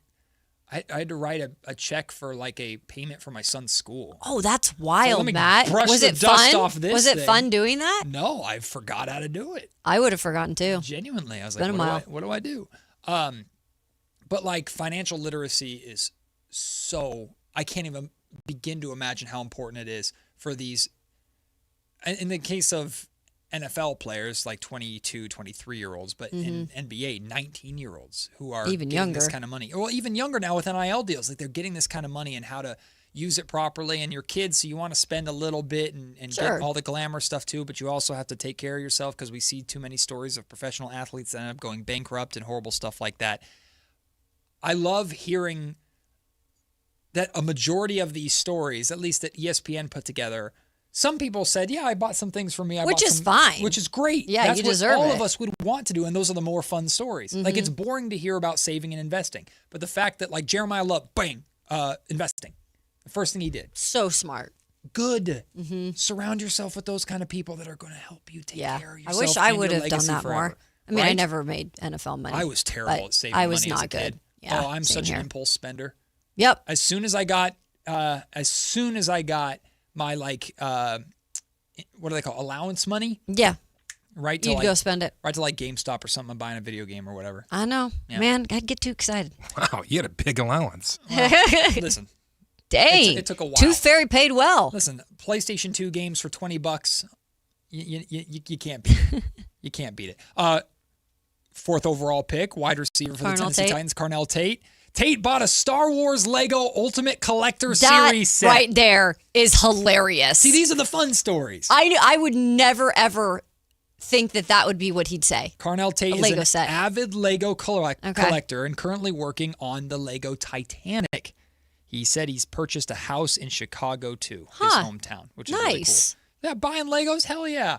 You know how much I want to spend like $500 on the Lego Lord of the Rings tower? Oh, you know yeah. how bad I want to do that? Dork. Shut up. Exactly.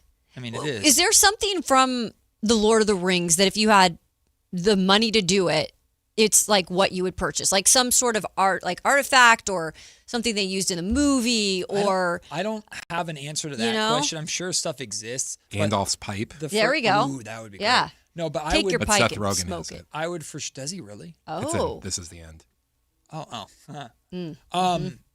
Well, it is... apparently, I don't partake in this at all because I don't know enough about it. Magic the Gathering is like a card game. It's like, I don't know. It's like cards. Okay. And there's like a Lord of the Rings version of it. And Oh. apparently there's only the one ring card in the world. And Post Malone bought it for like millions of dollars or something like that. Dang. Yeah. But my answer to your question is Lord of the Rings related. I would spend as much money as I needed to have a dream like New Zealand vacation to go. There you go. That's visit cool. Hobbiton and walk the. I like that. And I see people all the time that go on hikes to the different locations where they shot the movie. Oh, I would do that. That'd Such a be heartbeat. cool. What are you laughing at? Chris. Dork. Yeah. All right. Is there another good one? Caleb Banks, defensive Yeah. tackle for the Minnesota Vikings, the 18th overall pick. In high school, one of Banks' classmates unknowingly prompted a lifelong obsession. The student mentioned that she likes koalas. What? Banks said, I'm like, oh snap, all right, let me look into it. Said Banks, who grew up near Detroit. I started learning about koala bears a little bit, learning where they come from. Then I ended up figuring out where everything was in Michigan and California and Florida, kind of like where it's different, where I'd never been, and I fell in love with animals. He hoped to major in zoology when he arrived at Louisville in 2021, but the program was incompatible with his football schedule. At the very least, however, he knew one thing. He could amass an exotic pet collection. Oh, my goodness. By the time the Vikings made him the number 18 pick of the draft, Banks owned 2 bald pythons, a chameleon, and a cane corso dog. I don't know what that is, among other animals. At the time, Banks said he planned to expand the collection when he moved to Minnesota. He arrived at training camp with an announcement. A tarantula and 3 more snakes had joined his family. They're locked my up, goodness. right? A concerned reporter asked. Maybe, Banks said. I with a love smile. it. That is unique to say the least. I care more about this side of players. And Me too. Truly, I tell this to a lot of people. Truly, one of the most fun things about covering professional athletes is learning about what they love outside of their It's sport. so fascinating, and isn't having it? conversations with that. Yeah. That's why I had such a great relationship with Costa Koufos Yeah. here in Sacramento. Because Costa was fascinated with movies, fascinated with exotic cars, and you got to be careful on this. He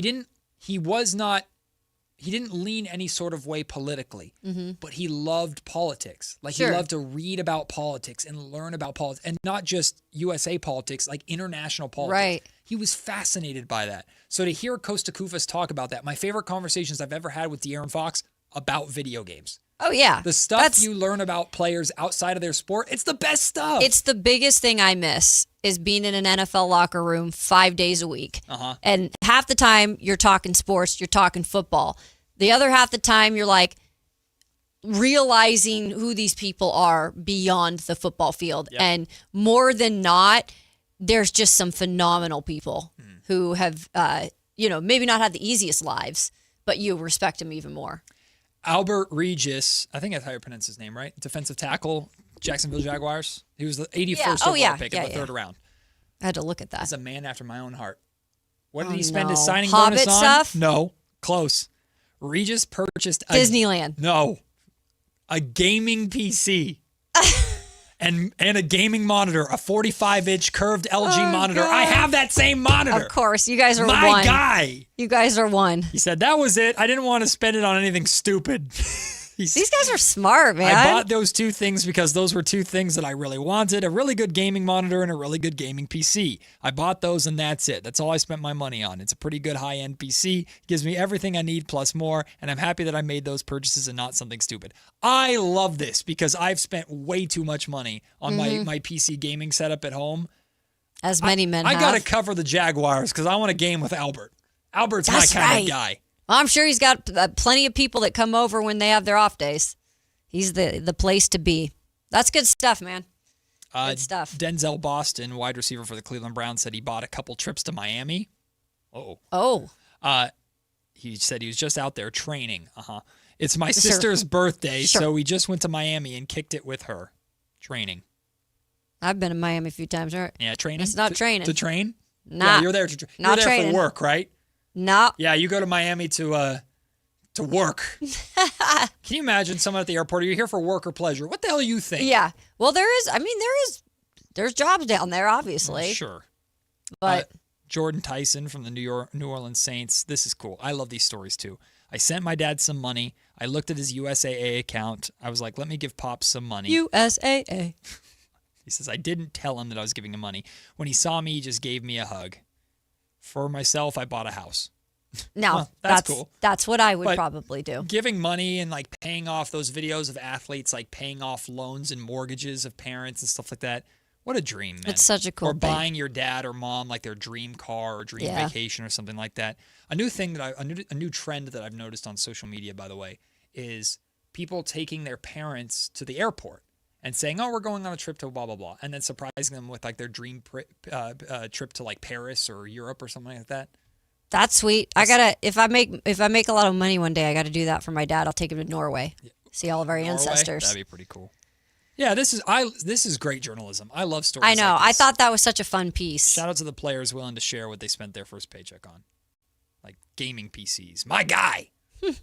Those are the stories you love in the NFL, and we got more stories to enjoy. Kayla's 2-minute drill is next, right here on Sactown Sports. Like and subscribe to the Sactown Sports 1140 YouTube channel at Sactown Sports 1140 to get the Carmichael Dave Show with Jason Ross, Matt and Kayla, and the Drive Guys with Kevin Gleason and Alan Stiles on demand and at your fingertips. Get your fix of the Sacramento Kings, 49ers, Giants, Athletics, NFL, NBA, and the latest in sports and entertainment all in one place at Sactown Sports 1140 on YouTube.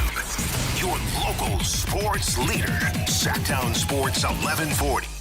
With Progressive's Name Your Price tool, you can choose the best coverage option for you. Because you know you. Like, you know you can't cook. You're not one of those people who say that they can, but when people come over for dinner, they find out the hard way, you can't. You can't even microwave popcorn, and that's literally just one button. Plus, measuring and patience are huge parts of cooking, and that's just not you.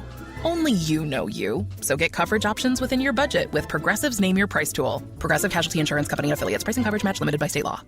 This summer, the Honey Pepper Pimento Chicken Sandwich and Pineapple Dragon Fruit and Sprite are back at Chick-fil-A. Girl, it's back. We've been waiting. I love that honey pepper pimento sandwich. And that pineapple dragon fruit and Sprite is everything. It's got that razzle-dazzle that makes you stop and say, okay, wait a minute. I love the creaminess of the pimento cheese. It's savory, it's bold, it's flavorful. Our faves are back. High five, girl. Which fan favorite will you choose? Real customers paid for their testimonials. With 25 award-winning years in Northern California, Ashton & Price is your local injury law firm. Pro attorney tip, if a firm presents as local but they're in LA, red flag. If your first consultation is not with a lawyer, big red flag. At Ashton & Price, your first consult is with a local attorney, and if serious injury prevents travel, a lawyer will come to you. Still not enough? George Washington's my uncle. At Ashton & Price, no red flags, just red, white, and blue. Remember, for the best advice, don't think twice. Call Ashton & Price. Progressive knows you want to get away, but not like too away. You crave the unknown, but also charcuterie boards with 4 types of cheese. And that's exactly why you bought an RV and bundled it with Progressive, because 24/7 protection is one luxury you'll never have to give up. So go ahead, explore the wilderness, all from the comfort of your zero-gravity camp chair. Switch to Progressive and protect your RV, boat, or motorcycle by bundling with your home or auto insurance. Progressive Casualty Insurance Company affiliates and third-party insurers. Not available in all states or situations.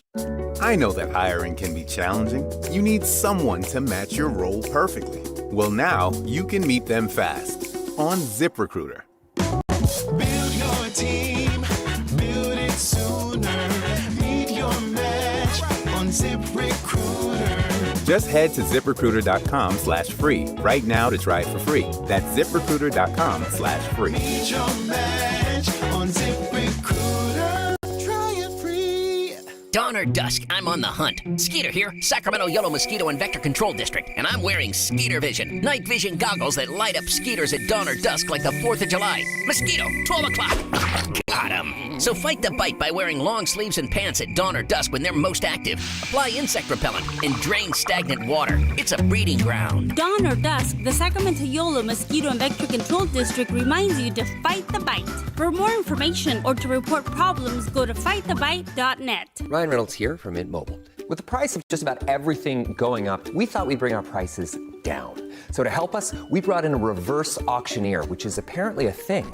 Mint Mobile Premium Wireless. How to get 30, 30, bit to get 30, bit to get 20, 20, 20, bit to get 20, 20, bit to get 15, 15, 15, 15, just $15 a month? Sold! Visit mintmobile.com/radio. Upfront payment of $45 for 3 months, $90 for 6 months, or $180 for 12-month plan required. $15 per month equivalent. Taxes and fees extra. Initial plan term only. Greater than 50 gigabytes may slow when network is busy. See terms. I know that hiring can be challenging. You need someone to match your role perfectly. Well, now you can meet them fast on ZipRecruiter. Build your team, build it sooner. Meet your match on ZipRecruiter. Just head to ZipRecruiter.com/free right now to try it for free. That's ZipRecruiter.com/free. Meet your match on ZipRecruiter. Try it free. Now through August 31st at Big O Tires, receive $80 to $120 in instant savings on 4 select in-stock Nexen, Nitto, or Sumitomo tires with installation purchase. Disposal fees extra, not good with other offers. See your locally owned Big O Tires dealer for pricing. What's up? We're talking to Chad Hovlet, a Hovlet Dodge Chrysler Jeep Ram in Woodland. What's happening for the Make This the Summer sales event? Right now, you can save up to $9,500 off MSRP on one of the most capable Jeeps on the road.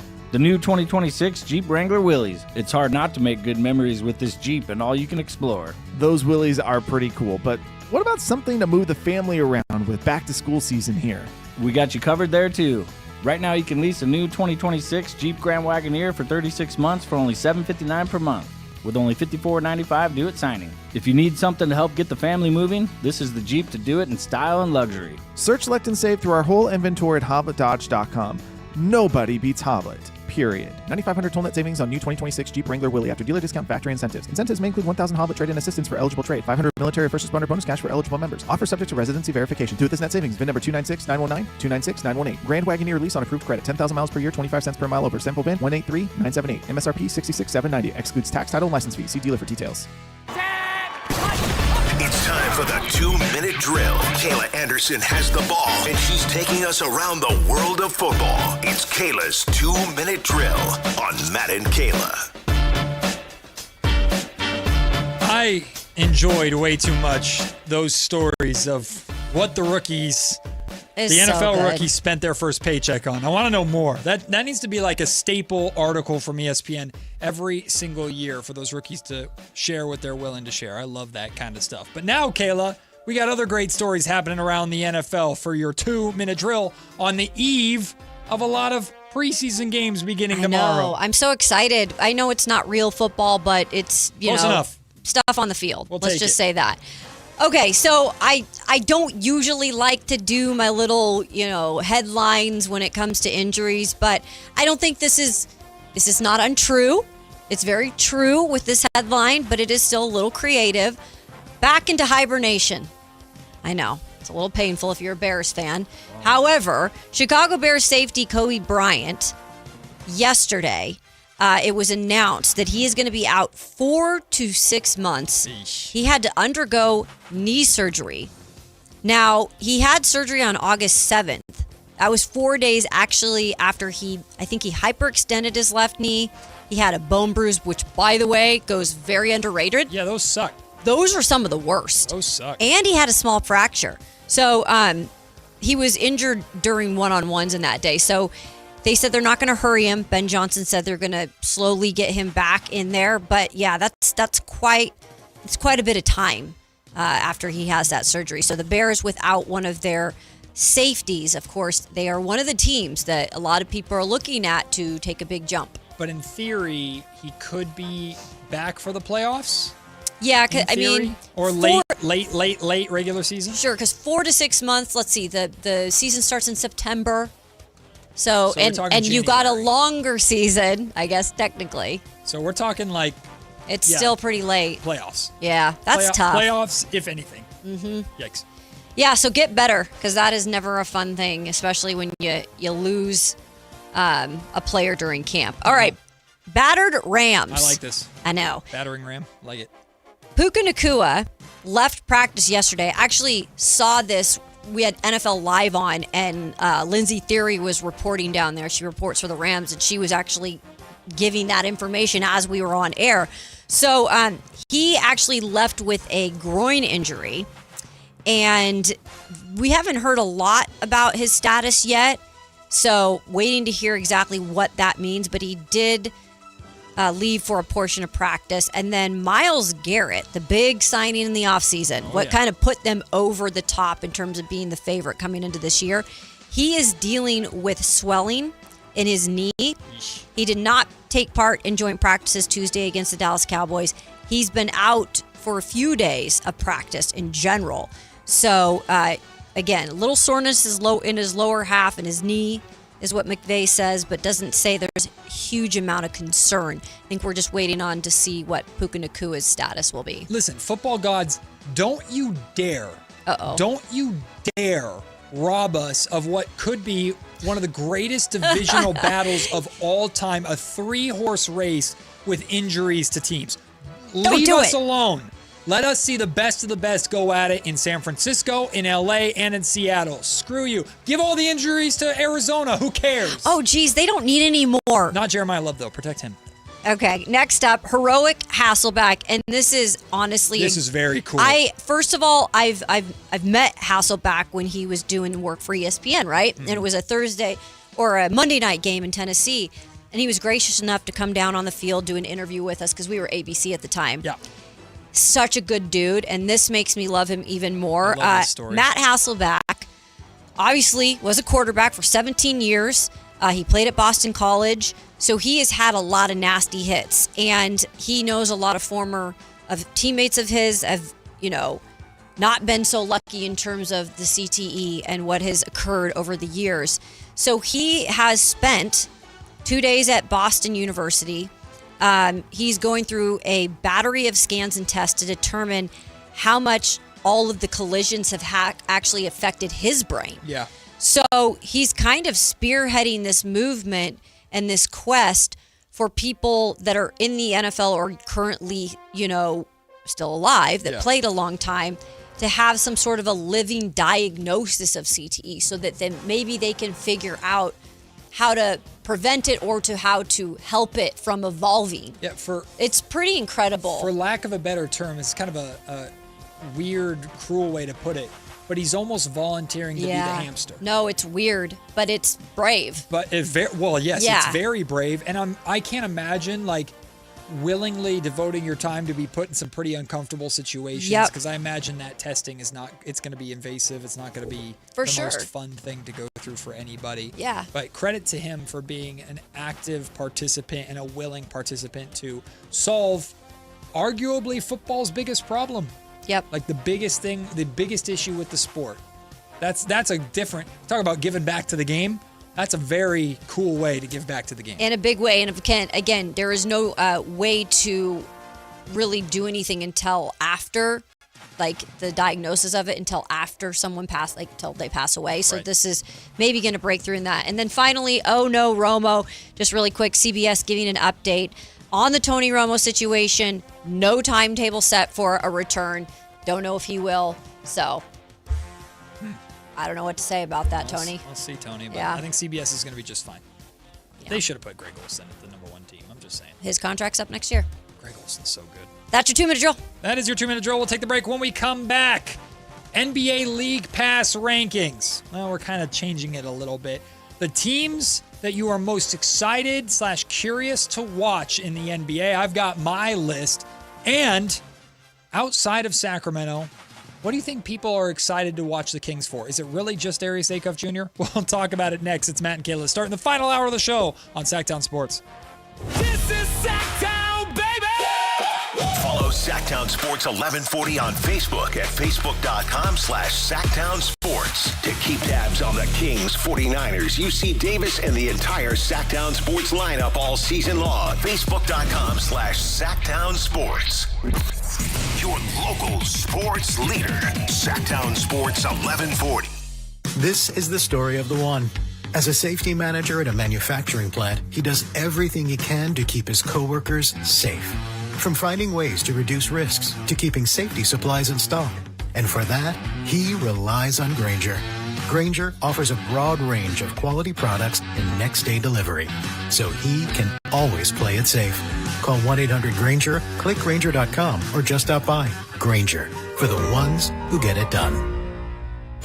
This is Sactown Sports 1140. Hey, it's Carmichael Dave. What's up? It's Matt George. What's good? It's Alan Stiles. With the most trusted voices in the community. This is Jason Ross. Hey, it's Kayla Anderson. It's Whitey Gleason. Ready to help promote your business, both as partners and customers. All you have to do is ask. Pick up the phone, dial pound 250 and say, grow my business to get connected with a team member today. That's pound 250 and say, grow my business. Our team will review your product, quickly pair you with a perfect endorser, and create video and audio samples all at no cost or obligation to you. With the most live and local on-air lineup, a dynamic content-driven website, and a state-of-the-art mobile app, Sactown Sports 1140 is tailor-made to help you connect with a sports audience in Sacramento. So why wait? Dial pound 250 today. Say, grow my business, and let us help take you to the next level. Hey, it's Carmichael Dave, and I've been on the air here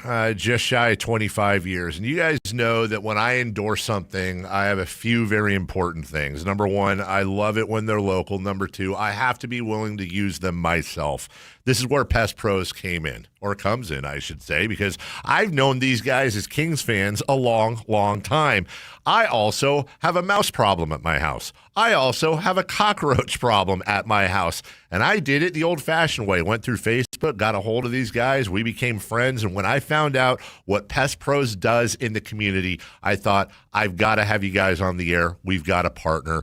Locally owned, locally operated. Their kids go to school with your kids. You're going to get pest control somewhere. Get it with Pest Pros. Here's how you get a hold of them. PestProsPS.com, or call them at 916-588-9345. That's 916-588-9345, and tell them Carmichael Dave sent you. The Travel Guys, new on KHTK 1140 every Saturday at 11 a.m. We'll make you a smarter traveler. Tips you can use on the road and at the airport, plus reports from top consumer advocates. The Travel Guys, 11 a.m. on Sactown Sports 1140. The summer of Silverado continues at Folsom Chevy. General Manager Eric Wilson and his team have rolled out an incredible deal deal for August. On every 2026 Silverado half-ton truck in stock with a 5.3-liter engine. $13,000 off MSRP, 0% financing for 5 years. No monthly payment for 90 days, and there's a lifetime warranty. Find it all at Folsom Chevy at the Folsom Auto Mall. Must finance with GM on approved credit. $16.67 per 1,000 financed. Cannot be combined with other offers. Ends August 30th, 2026. Is the volatility of the stock market driving you crazy? Is your retirement account sinking, yet you're getting older and you're starting to worry about, will I have enough for retirement? What about the money in the bank? These banks pay nothing these days. How do we get growth to get to retirement account? It's simple. Move into gold and silver. Want to know how to do it? Listen to my show, Striking Gold, with me, Kenny Michaels. KHTK HD1 Sacramento, KYMX HD3 Sacramento. Sactown Sports 1140, your local sports leader. It's Matt George and Kayla Anderson on Sactown Sports 1140.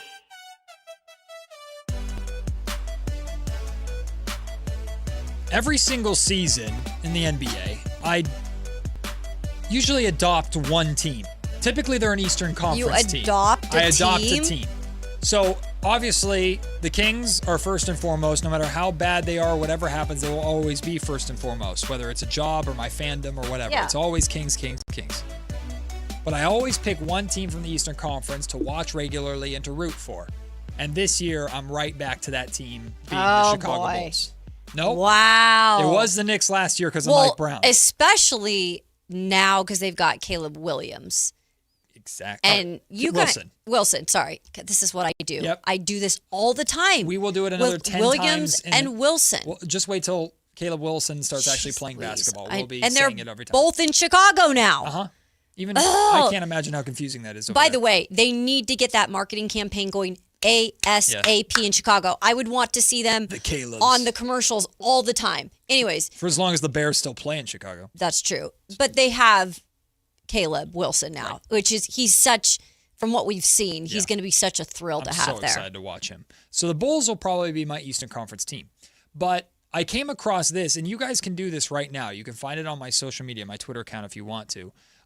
There is a League Pass rankings, basically graphic that you can make, where you can rank the top 10 teams. Now, you can take this literally that you would watch on League Pass, which League Pass is available. Like, you can't watch the Kings on League Pass if you're here in Sacramento. Mm-hmm. The games are blacked out because they're local.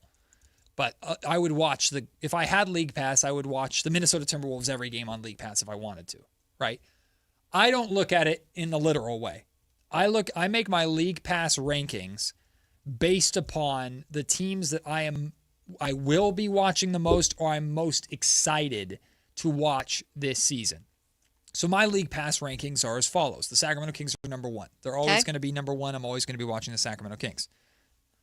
People are going to roll their eyes at this. The San Antonio Spurs are number two. Oh, God. Well, breaking news. I love me some De'Aaron Fox. I love watching Victor Wembanyama play, and I'm curious to see how the Spurs respond to last year. New York Knicks are number three.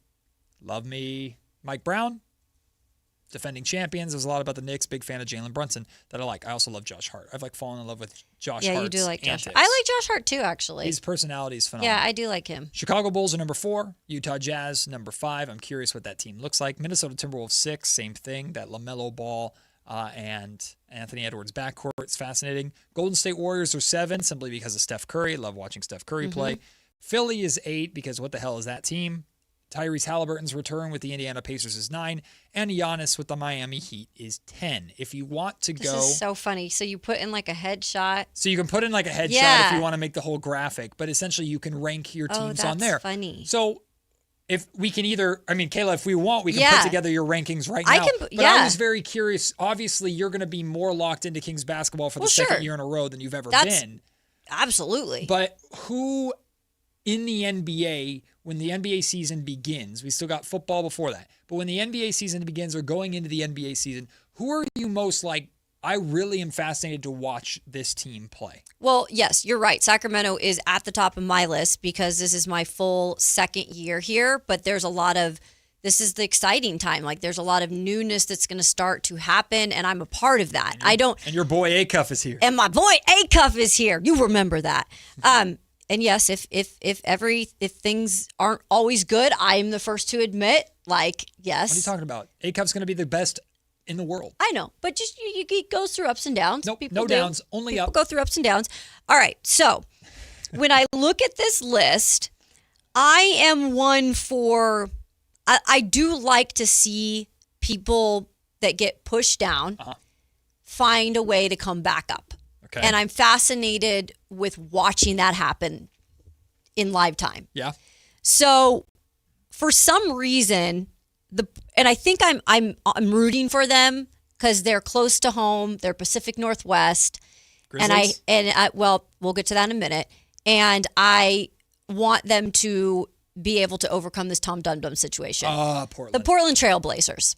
I got to cover Dame in college and always have been fascinated with him. He's hopefully going to be healthy and returns. John Morant, I'd like to see him rejuvenate himself away from Memphis and away from his past. Yeah, a reset, fresh start. Reset. On a good team. On a good team. And they're in a really bad situation with an owner right now. So I just want to see how that kind of unfolds, and we're close to it. So we can watch that a little bit better. I see him twice in Sacramento, including, it sounds like the home opener. The home opener should be the Portland Trail Blazers. In addition to, they're also in the Kings NBA Cup group. Exactly. So then after that, I'm rooting for the Grizzlies too. I don't want them to be moved out of Memphis. I think the Grizzlies could be a lot of fun. I do too. They're a big, mean team. They really are. They've obviously, in terms of what they wanted to get in the draft, you can't be mad at that. Yeah. And then they have my two former Cougs in Cedric Coward, who just got engaged, along with Jalen Wells, who just got engaged, who is from here in Sacramento. Whoa. So you got two former Cougs that got engaged. One's from here. They both play together in Memphis. Put a ring on it, I guess. it's a fun thing over there. But really, they are young, but there is a lot of talent. So I'm interested to see how that evolves. I don't think the Memphis Grizzlies are going to be good. No. I just think the Memphis Grizzlies are going to be physical. Well, I like Cam Boozer. I think Cam Boozer's got a very, very, very good chance to win Rookie of the Year, of course. Mm-hmm. But, like, I want to see when the Houston Rockets and Memphis Grizzlies play each other for the first time, there's going to be a fight in that game. You know it. Because Ime Udoka's Rockets, they play physical. They like to be physical. And I think the Memphis Grizzlies are built to just push you around. That should be their identity. If I was, like, we talk about the identity conversation in Sacramento. What's the identity of the Memphis Grizzlies? Push you around and be physical. Absolutely. You might beat them. You might be more talented and skilled than them. But if you come into the paint, you're going to get hit. Mm-hmm. That should be the Memphis Grizzlies, like persona. Hell, I'm thinking, like, when the Memphis Grizzlies play the Phoenix Suns and they go against Dylan Brooks, when they play against the Warriors and Draymond Green, we might see some scraps. And that's kind of fun for me. I agree. Like, I'm all about that. I agree. How many do I have? You have 10, but you don't need I don't have 10 to go through necessarily. them all. Let me Just pick a teams couple that more. You're very interested in. I'm interested in the Bulls as well. I love Caleb Wilson. I think he's intriguing. Just interested to see a team that is really been stripped of a lot of stuff. Like there's a lot of newness in Chicago too, and they were once such a relevant franchise. How do they start to patch together things again? And how big of a difference can Caleb Wilson be in just a year to get a little bit further along in that path? And then let me okay, guys, you ready for this? I'm ready. I'm curious about the Utah Jazz, baby. You don't like them. I hate them, but I'm curious. You're going to hate watch? I'm going to hate watch the heck out of them, man. Watch. And my guy, Will Hardy. Ooh. Darren Peterson. Yeah. Not that you hate Darren Peterson, but no. The curiosity around Darren Peterson and with that Utah, I think the Jazz are going to be freaking good. And that's what I'm interested in because I feel the same way. I think the Jazz are going to be really good. And again, Will Hardy is supposed to be that guy in terms of a head coach, and he's kind of been told he had to do things the way the GM and owners wanted him to do things, and it hasn't really boded well for him in wins, at least. Jazz are a top 5 seed, in my opinion, easy. But I think they're going to be good. And I actually like Triple J. Yeah, so. I'm a big fan of Jaren Jackson Jr. I think it's those are some of my teams. Huge pickup for him. That I'm interested in. Okay. Yeah. None of the Eastern Conference teams that just the Knicks, I like the Knicks too. I think I know what they'll be, but how do they get back to that point? That's really hard to do. How do they maneuver after a championship season with with some of most of their guys back. Yeah. And with Mike Brown having a different pressure on him now. And LeBron, right? True. LeBron in Philly, Giannis in Miami. I'm LeBron'd out. Oh. I'm LeBron'd out. She's LeBron because of the whole summer? Yeah, I'm LeBron'd out at this point. She's LeBron Just out. waiting for this documentary that he's going to start documentary. Shooting. Is that how you say documentary? Yeah, documentary. They should put together. So as you can imagine, and by the way, again, you can go online right now and you can make your own League Pass rankings. That is kind of cool. Post them to your social if you want to. A lot of people have done so. And to the surprise of nobody, I don't see the Sacramento Kings on too many people's lists of League Pass teams. You don't say. So, and again, I'm not surprised by this. But if you are, and I know I'm talking to a lot of Kings fans who are going to watch either out of obligation or obsession. So shout out y'all. I'm one of you, and I appreciate you and love you so much. But if we were to try and guess why somebody outside of Sacramento would be interested in watching the Kings, I think the Kings are going to be a big League Pass team in Detroit. That's where Acuff's from. Yeah. So a lot of people. Yeah, but good point. Is that it? Is Darius Good Acuff point. the lone reason, essentially, for anybody outside of the Kings fandom to watch Kings basketball? It might be. Yeah. It genuinely might be the only reason. Unless you live in a place where you had a really big connection with a former player that played at college. I know I'm going to tell you this right now. There's Gonzaga people that watch Domantas Sabonis that will watch what he's doing. Or maybe they're not going to buy a league pass, but they're paying attention to what the Kings are doing because they want to see what Domantas is doing. And Alice Caravan, big following from UConn. Absolutely. So maybe some UConn some of those people. college ties. Maybe. Keegan Murray was beloved at Iowa, but that has kind Arkansas. You're going to get I'm going to tell you this right now, you guys. With Malik Monk, too. Shout out people who listen to the show, because I know there are people who listen to the show or follow online. Acuff from Arkansas. You're going to get people who are going to tune in to the Kings and who are now Kings fans because Acuff is a part of the team. Outside. My aunt in Arkansas already requested a jersey. There we go. There you go. Yep. Because, they don't have a pro team there. Darius Acuff Jr. easily has the most potential to be the most fun thing to watch on the Sacramento Kings. Mm-hmm. Zach LaVine's number 2, right? If we're being real. Well, if Zach did LaVine you say the most fun? Most fun. To watch? Yes. If he can consistently do it. If Zach LaVine is offensively what he's supposed to be and what he was before the Kings traded for him the last year in Chicago, that career year that he had, I'm not saying this is a good thing. I'm just saying it's a reality. If Russell Westbrook did not retire and came back to the Sacramento Kings, Russell Westbrook would be easy number 2 reason to watch the Kings. And in many people's opinion, he'd be number 1 ahead of Darius Acuff Jr. Looking at this roster, I don't think it's Domantas Sabonis. No. And it's after that, forget about it. Because you're talking pretty much just fun means offensive production and points. Scoring, and, dunks, exactly. Explosiveness. Mm-hmm. Acuff's at the top. Zach LaVine's number 2. If you're curious about the Sacramento Kings outside of Sacramento, it's because of Acuff number 1 and probably Zach LaVine too. Maybe Domantas Sabonis in a market that needs a center. True. Maybe people in Toronto will be watching Sabonis. I don't know. Yeah. But Never know. I think I think Zach LaVine deserves a lot of credit with when he is, he's obviously made a lot of money because of it, but when he is scoring at the level that he's able to score at, he's kind of must-watch television. Mm-hmm. But will that translate to wins, and will the Kings get that out of him? That's the big question. It is. And I think a lot of times, and it's hard because we know that eventually the Kings are going to move on from Zach LaVine. And, I hope in the future LaVine can land where he wants to land and, help a team out and have a long career. But right now he's here, and the task that he's been given is, first of all, you're making a lot of money. This might not be a winning team on paper in terms of longevity with how far they're going to get in this. Sorry, my dog's barking, and I forgot it was on the audio there. Zach LaVine is a part of this team right now. Mm-hmm. And just like you mentioned, he's going to be a big part of the offensive production, hopefully. Yep. So you have to give credit coming into the season, at least, that what the expectations are, that he's at least going to hopefully be able to get there. or do it consistently enough where it's going to help the team. And when he does that, you're right. It is fun.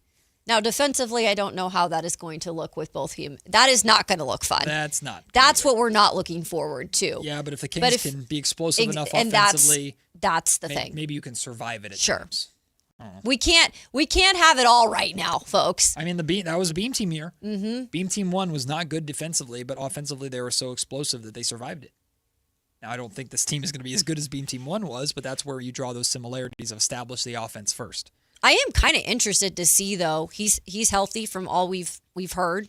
Zach LaVine. Yes, he's great. I am curious as to how he takes last year, having to come back and prove himself, not only for that, but put his value back out there. Right.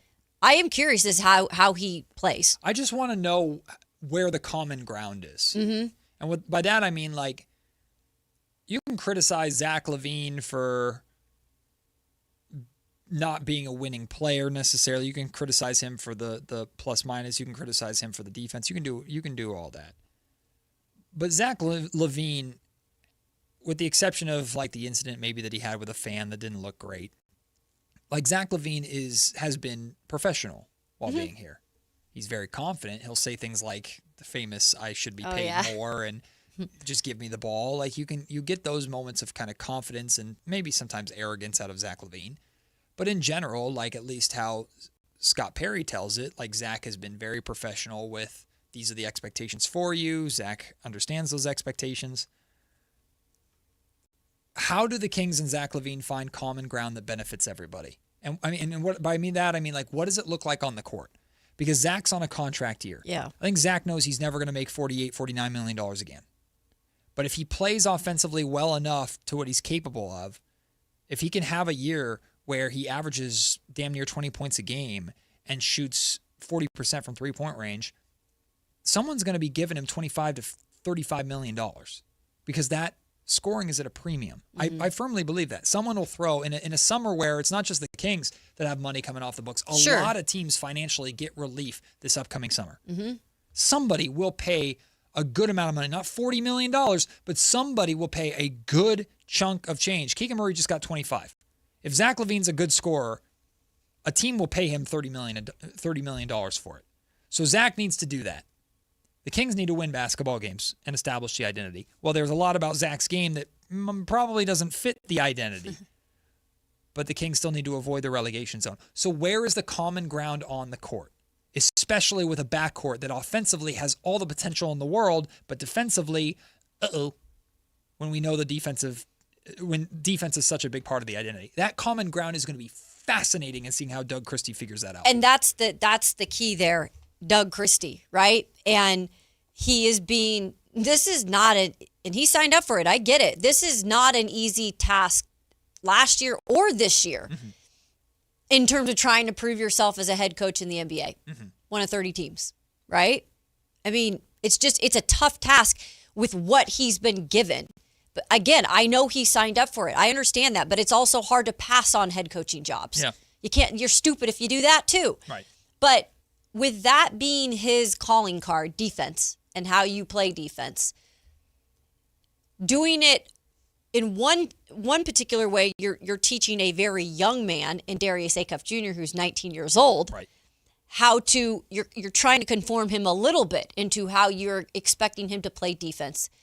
Again, it's not going to be at the highest level, but you're expecting him to improve. On the other hand, you're working with a veteran who is set in his ways, right, who knows I'm not defensively gifted and I'm not going to play that. And I've made hundreds of millions of dollars without not having to doing play it. You're right. It's going to be fascinating seeing how Doug handles just those two alone. Yeah. In the defensive part of this. And it doesn't have to be political. It doesn't have to be drama-filled by any means. It's just finding a balance. It's finding a balance, and where do you give and where do you take? You talk about a standard. Where do you stick to your standard like glue and don't budge, and where do you wiggle a little bit in order to win a basketball game? Yep. Because Doug Christie can't put an ultimatum in front of his players. He hasn't earned that. And the Kings aren't good enough for that ultimatum. And I think he kind of did that at the start of it wasn't an ultimatum, Matt, but there was a lot of like wording, and it didn't work. Yeah, I think Doug just preached something that just wasn't possible with last year's roster. And I think he learned from that right away too. Exactly, which is why if he's preaching 94 feet in defense again and he's looking at Zach LaVine, I think he knows what's possible and what's not. And it's not that Zach LaVine is incapable of playing good defense. It's just that's never who Zach LaVine's been. Mm-hmm. And to expect it to be different. You're the Sacramento Kings and you're a second-year head coach. You're not going to get that. Like, let's be real here, people. No. Oh, he's paid $49 million. He should play his hardest. That's just not real life, especially for a bad team that struggles. I'm not using that as an excuse for Zach LaVine by any means. But it is what it is. This is the strain of the season. Yeah. This is the grind of the season. Like Doug Christie, nor do the Kings as an organization have the ability with any kind of confidence to approach Zach LaVine and give an ultimatum along the lines of play defense or you're not going to play. They can't. Fans can say that, but they can't do that. Mm-hmm. They can't. And it would be bad for them. Now, they can do what Scott Perry has done, which is this is what we expect of you, and this is what we need of you. And it sounds like Zach has responded well to that. Same thing with Domantas Sabonis. So that's good.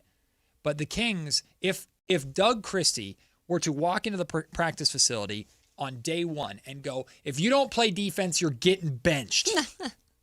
And if he were to uphold that as the season goes on, the Sacramento Kings are going to be a disaster. Yeah, that approach will not work. It's not going to work. You have to bend in certain areas. Mm-hmm. Where does Doug bend? What is the hold fast? We will not, and I believe I know the answer to this question. Like, we will not roll over. If you roll over, you're coming out the game. Sure.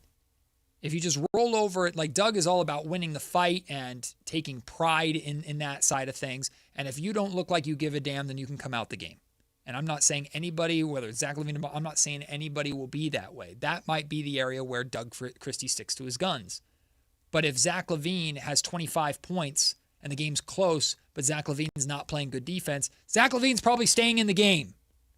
And it's going to make a lot of people frustrated at times. And he's going to do the same thing with A-Cup, because A-Cup's probably not going to play defense either. There's just not a lot of other options. Right. If you're going to have to pick one thing to be better at with what personnel you have, right now, like we've mentioned and we've had discussions on the show this week, it's that offense and playing into that will maybe bode well for them or better. If you have a strength, it has to be on offense with this roster. It just has to be. Yeah. Doesn't mean you ignore defense. Mm-hmm. You're not never ignoring defense. But if you say the 2026, 2027 Sacramento Kings are going to be built on the strength of their defense, well, they're going to be the worst team in the league then.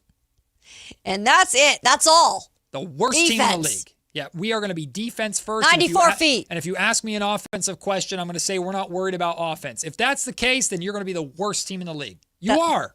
That's another one of them that can't happen. That's a Doug Christie, and I get what Doug Christie's doing. I know. But it's I understand. No, there is a problem, Doug. Offensively, there was a big problem, and you need to figure it out this year.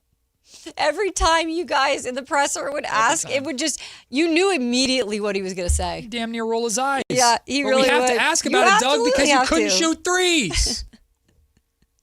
What's new? I love Doug because I understand what Doug's Doug's I do preaching. too. I understand absolutely his do message. too. Doug's message on defense yeah. is that we can control the effort that we bring defensively every single game. We can't control if the shots go in or not, but we can control how we play on defense. I love that message. It's absolutely true, but you don't have the roster of defenders to be able to survive and win basketball games on that alone. No. You have to win basketball Not games right now. because you are making threes, because Domantas Sabonis is running your offense, because Darius Acuff Jr. looks as good of an offensive piece as you're hoping for when he drafted, and because Zach LaVine is one of your top scorers and shooters. That's how you're going to win games. Mm-hmm. And you're probably not going to win a lot of them. Avoid that relegation zone. Stay out of there. Get out. That's what my mom used to always say when I get in the cupboard before dinner. Stay out of there. The treat cupboard? Oh, yeah. There's getting sweets. I have a video. By the way, my mom found a VCR. Oh, God. I don't know where she found it. Bless her. Because she has all of my, I love baby that. movies on VCR that my wife has never because of the seen. recorders we used to have. Exactly. That's and so there's cool. a video in there that I'm excited to see again of my mom had a cookie drawer. so and I would open the cookie drawer, take a cookie out, take a bite of it, and then put the cookie back in, and then do the next cookie. So there's just a bunch of half-eaten cookies in a drawer. Don't put your headphones on, Chris. What Was that around the same time you were playing with the fish outside of the water? Oh, yeah. That story is so funny. That. Killed the fish. Do you like that story? I just wanted to read No, I know Killed the fish. I'm just trying to see which Matt George we're talking about. This was pre-serial killer Matt George. That was like the before that time. That was just hey, I wanted to share the cookie, but I'd take a bite, put it back in there. It's before the now. Yeah, exactly. This happened like last week. I like the snack. Leave me alone. We'll take the break. When we come back, before Crosstalk with Whitey Gleason and Alan Stiles, who I'm sure have plenty of reactions to the Russell Westbrook retirement and more. We talked earlier during Pick a Side about the Dallas Cowboys once again being labeled the most valuable team. But the whole ranking, I guess, 1 to 32 of NFL evaluations is out. Who's in the top 10? Where are the Raiders? Where are the Niners? And the team at 32 is actually a little surprising to me. I didn't expect it of all teams. We'll talk about it next. It's Matt and Kayla on Sactown Sports. Take Sactown Sports with you everywhere you go with the Sactown Sports app. The most in-depth coverage of the Kings and 49ers. A library of written and video content. And all your favorite personalities all in one place. Download the Sactown Sports app today and get in on the action. Your local sports leader. Sactown Sports 1140. Sacramento weather is brought to you by Bonnie. Happy Wednesday from the KCRA3 Weather Center. I'm meteorologist Ophelia Young. Notice increasing clouds today as temperatures climb to upper 80s and low 90s this afternoon. Temperatures drop to 60s overnight. Get the latest forecast on the KCRA3 News and the KCRA3 app. AC professionally tuned up for as low as just $59. And enjoy your summer nice and cool. Plumbing, electrical, heating, and air, Bonnie.com. Summer restrictions apply. License 696-355. This is the story of the one. As a maintenance engineer at a beverage manufacturing plant, he starts his day knowing every line is ready to run because Grainger delivers the industrial-grade products he needs to keep mixers, conveyors, and packaging equipment moving. With Grainger's vast selection of bearings, belts, and motors, he keeps operations running smoothly, so nothing grinds to a halt. Call 1-800-GRAINGER, click Grainger.com, or just stop by. Grainger, for the ones who get it done. And Doug. Limu and I created a trick to help you remember that you can customize your car insurance and save with Liberty Mutual. You see, the shirts Limu and I wear are yellow, and yellow is the color of lemons, and lemons grow on trees, and trees provide oxygen, and oxygen helps us breathe, and breathing is how you live, and you can live more life when you save money by customizing your car insurance. I agree, Limu. It's really quite simple. Only pay for what you need at libertymutual.com. Liberty, liberty, liberty, liberty. At Big O, we offer total auto care to make any car problem feel like no problem at all. We keep the scary lights off and help you get back on the road. Now through August 31st, during our High Temps Low Prices sales event, receive $80 to $120 in instant savings on 4 select in-stock Nexen, Nitto, or Sumitomo tires with installation purchase. Big O Tires, the team you trust. Installation required. Disposal fees and shop fees extra were permitted. See store for pricing. Eligibility may vary. Not valid with other offers. I'm not one to say I told you so, but I switched to Pure Talk over a year ago, and ever since, I've been telling people there's no better wireless company out there. Well, a few months ago, a massive survey was conducted. 123,000 people were asked to rate their wireless carrier in 4 categories: coverage, support, data, and overall value. Well, the results are in. Guess which wireless company was the only wireless company to get 5 stars in every category? Yeah, Pure Talk. 5 stars, every category. To celebrate, Pure Talk is offering the first 3 months of any plan for just $15 a month, including their top-tier unlimited plan. No contract, no commitment, just a very inexpensive way to test drive the only American wireless company with 5 stars in every category. Just dial pound 250, say micro, and Pure Talk's U.S. customer service will take it from there. Again, pound 250 micro. And yes, I told you so. This is Sactown Sports 1140. Hey, it's Carmichael Dave. What's up? It's Matt George. What's good? It's Alan Stiles. With the most trusted voices in the community. This is Jason Ross. Hey, it's Kayla Anderson. It's Whitey Gleason. ready to help promote your business, both as partners and customers. All you have to do is ask. Pick up the phone, dial pound 250 and say, grow my business to get connected with a team member today. That's pound 250 and say, grow my business. Our team will review your product, quickly pair you with a perfect endorser, and create video and audio samples all at no cost or obligation to you. With the most live and local on-air lineup, a dynamic content-driven website, and a state-of-the-art mobile app, Sactown Sports 1140 is tailor-made to help you connect with a sports audience in Sacramento. So why wait? Dial pound 250 today. Say, grow my business, and let us help take you to the next level.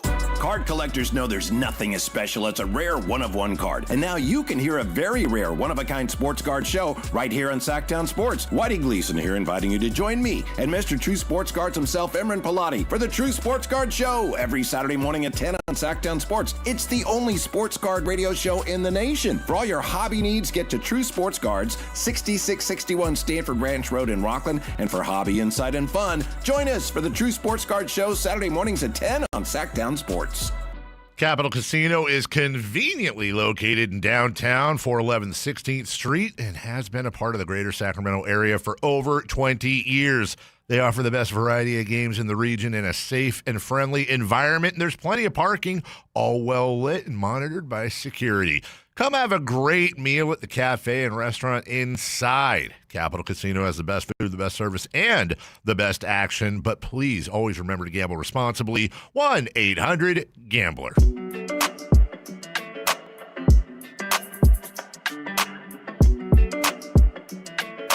Matt and Kayla on Sactown Sports 1140. Kind of excited about this. It's far enough along now for me to be able to kind of tease it. David Patrick is the former head coach of the Sac State men's basketball team. Mm-hmm. He's now a lead assistant at Arizona State. Nice. Became a friend of mine in the couple of years that he was here. Got to know him because he's actually part of like Mike Brown's coaching tree, and he and Mike Brown were very close. Mm-hmm. David Patrick also works very, very closely with the Australian men's national team. Like he's a coach for them. Okay. He is working directly right now with Ben Simmons. Ben Simmons. That's what I was just going to say. David Patrick is going to join me on the Matt George podcast nice. in the very near future. We're working on a time right now. I'm Good texting stuff. back and forth with him. He's going to join me. We're going to talk about Ben Simmons' NBA comeback attempt and what he could be potentially for the Sacramento That's Kings. cool. But I got this text from David Patrick just a second ago. Aussie? He said, well, no. He said he looks like he did in Philly, wow. and I'm his hardest critic. That's cool. So I'm looking forward to hearing some of that. When that content is out, I will drop it. I'll let you know. It'll be a future episode of the Matt George podcast. Also going to do an episode of the Matt George podcast tonight about Russell Westbrook's retirement, as well as a topic that I would love to chat with you about, Kayla, in the future, which is like the Kings are obviously hoping that every single one of their players are impactful. Mm-hmm. But if Scott Perry were to choose, like, which players I need to be the most impactful, would it be Darius Acuff Jr. because he's his rookie?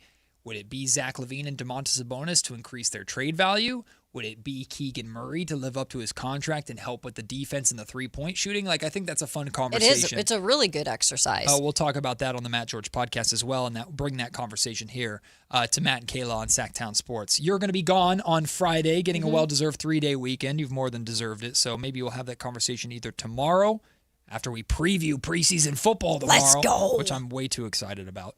I am too. Or we'll do it next week. Hey, you need to shut your mouth. We'll figure it. Sorry. This is red again. It's a little bit we have on this show. Yeah. Kayla talks to her dog and me the same way, which I don't like. Oh, Matt, that was such a good tease. Good job, man. Good job, man. Good job. You want a cookie?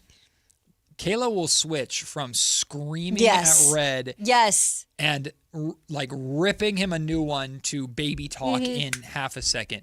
Hey! I love you. Do you guys have pet voices, though? Oh, yeah. Okay. I didn't think I was the only one here. Yeah, the way I talk to my cats? Yeah. Oh, yeah, and they look at me like, what the are you talking about? Idiot? That's not your Why voice. are you changing your voice for me? Yeah. I don't know. Not my son, though. Very weird. Okay, No, that's not my good. son. My son's Let's make sure it stays that way. My son patronizes me all the time, too. Dad, you did so good. Shut up. You can't take a compliment. Oh, my son gets so mad at me, like, because we'll have dance battles in the car. Yeah. But if I take both hands off the steering wheel, You're getting yelled at. Yelled at by him, Oh, yeah. and because you're trying to set an example here. I made the mistake of dropping an F-bomb in front of my son. You told me about this. This was about like 6 months ago. And He got then- mad at you. No, well, then my son repeated it.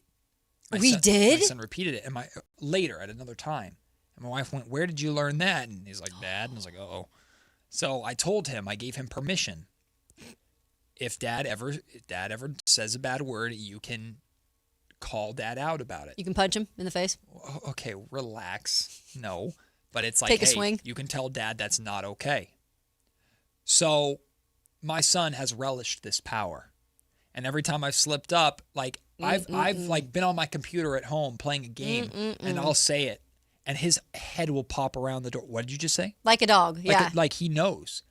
But he got me bad the other day. We were out at the driving range. It's busy at the driving range. Well, Dad hits a bad shot and there's a little under the breath like F-bomb. Mm-hmm. And Dad goes, and Artie, who's in the bay next to me, also hit it and goes, "Dad, did you just say a bad word?" And there's like 6 dudes next to us just start busting up That's laughing. pretty good. I was like, you little... You gave him power, but I credit did. to him, man. He's taken advantage of it. I did. In a good way. I did. I learned it from you, Dad. I Don't know. say it on the air, though. I haven't done that yet. Give it time. Only a matter of time. Give it time. Give it time. I did do one boo-boo. You've on had a this couple. No, I've done one. Well, you had one with Whitey's... game show. I did? Yeah, remember?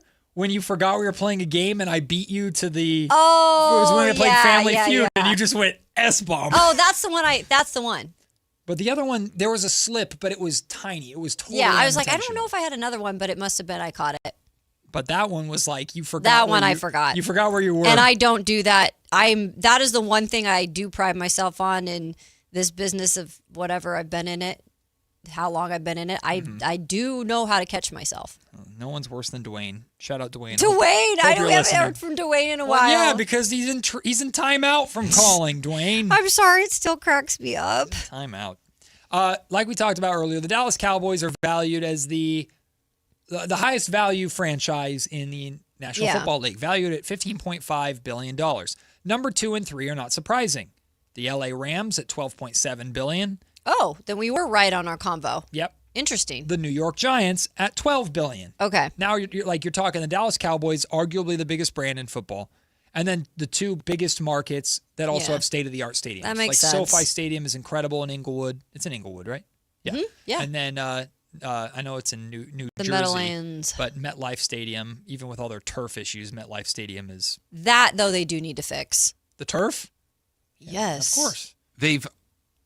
This World Cup proved that I they know. can use grass. Right. Right? And they're still not going to do But it. they're so cheap, they Yes, don't want to do it. But the NFL makes the most money. Billions upon billions. I agree. There were a lot of Get over it There were a and lot give of 'em NFL grass. players locked in on the World Cup finals simply to prove a point.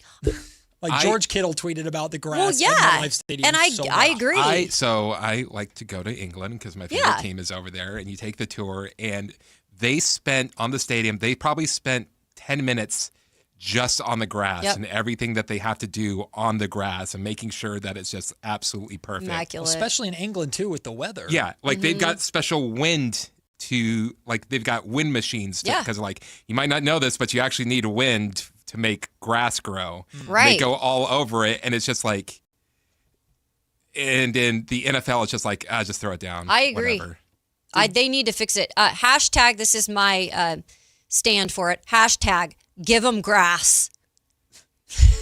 Chris like that one. I think Bill Walton was ahead of that. Yeah. a long time ago. Yeah, he was. We're talking Yes, about, he was. Kayla, we're talking about football. I know. Relax. I know. Take that opportunity. You jumped at the I excitement of did. that. I thought of that off the top of my head. Chris, when you did that tour, did they explain? Did they? Ricky Williams also was a big. Yes, he proponent of was. Did they say how much like they spend on? millions. On the pitch. Yeah. Over there. Yeah. I mean, if you look at the get setup it. for Real Madrid, to where the grass goes underground, and Right. they have like the whole The system. hydroponic Mhm. system to make sure that it grows. It's so cool, though. I'd want a tour of that. That's really cool. The New England Patriots are valued the fourth highest valued franchise at $10.4 billion. The New York Jets, number 5, also because they're at MetLife Stadium. Okay. The Jets suck, but they're valued at $10.3. The San Francisco 49ers and Las Vegas Raiders are both top 10. Okay, well that's what I was thinking. They'd be up there. The Niners are 8th at $10.21 billion, and they're just ahead of the Las Vegas Raiders at $10.1 billion because Allegiant Stadium is stunning. If you ever get the chance to go to Allegiant Stadium, it is incredible in Las Vegas. I'm surprised. So who's 32? I'm surprised by this. The Cincinnati Bengals. Oh, I'm not. Really? You don't know this? They are literally the cheapest That's why they can't. Like, it's amazing if they keep players. That's why there's always issues for when they have to give players new contracts, which give them a credit. They re-signed both T. Higgins and Jamar Chase as of recent. So the bottom here, I'll just give you the they're bottom cheap 10. because they're family owned. The bottom 10 are Green Bay, Minnesota, Baltimore, Buffalo, Carolina, Detroit, Arizona, Jacksonville, Indianapolis, New Orleans, Cincinnati. If you had said the Bengals were bottom 10, I would not be surprised. I just didn't know that they were going to be dead last. I mean, even New Orleans, second to last. I know the Superdome is old. Very old. But it's still an iconic franchise in New Orleans. It's the biggest thing in New Orleans, other than like LSU. Cincy is, that does not surprise me. That's just because I spent time in Ohio. That's the only reason I would have known that. I learned something new. I know. No, but it's interesting. I learned something new. Very interesting. We'll take the break. Whitey Gleason, Alan Stiles, the Drive Guys join us next. We'll get their reactions to Russell Westbrook's retirement and the NBA Cup schedules out for the Sacramento Kings next on Sactown Sports. SactownSports.com is your online home for sports in Sacramento. Dive deep into the Kings, 49ers, Raiders, Giants, Athletics, and more with your favorite local personalities and some of the most trusted sports voices in the community. Stream Sactown Sports 1140. Watch original video content and read in-depth analysis all in one location. SactownSports.com. Your local sports leader. Sactown Sports 1140. Progressive presents the Museum of You. We begin our tour with a unique piece, a relic from the early big screen television era. Remarkable. Next, we find a juicer, which historians believe has only ever been used once. And finally, compact discs from the emo era. A rare find indeed. Some things should be history, but until then, you could protect what's important to you and save by bundling your auto insurance with a renter's policy from Progressive. Progressive Casualty Insurance Company affiliates and other insurers. Not available in all states or situations. This is the story of the one who keeps multiple buildings running smoothly day after day. Plumbing that flows, HVAC that hums, cleaning supplies that keep surfaces sparkling. That's why she counts on Grainger. With easy reordering online and 24/7 support, Grainger helps her keep the products she needs on hand. So shelves stay stocked and buildings stay ready. Call 1-800-GRAINGER, click Grainger.com, or just stop by. Grainger, for the ones who get it done. With 25 award-winning years in Northern California, Ashton & Price is your local injury law firm. Pro attorney tip: if a firm presents it's local but they're in LA, red flag. If your first consultation is not with a lawyer, big red flag. At Ashton & Price, your first consult is with a local attorney, and if serious injury prevents travel, a lawyer will come to you. Still not enough? George Washington's my uncle. At Ashton & Price, no red flags, just red, white, and blue. Remember, for the best advice, don't think twice. Call Ashton and Price. What's up? We're talking to Chad Hoblet of Hoblet Dodge, Chrysler, Jeep, Ram, and Woodland. What's happening for the Make This the Summer sales event? Right now, you can save up to $19,000 off MSRP on new 2026 Ram 1500 crew cabs. That means you can not only take home one of America's favorite trucks while saving thousands, you also get the 10-year, 100,000-mile warranty. And we have new Rams starting as low as $35,995. Wow, that's the biggest savings of the year, and I've not seen a warranty like that on a truck in a long time. That's why Ram is one of America's favorite trucks. Plus, with over 600 Rams available, your new Ram is waiting at the Hoblet Ram Truck Center. Search, select, and save through our whole inventory at HobletDodge.com. Unbeatable prices, unbeatable selection.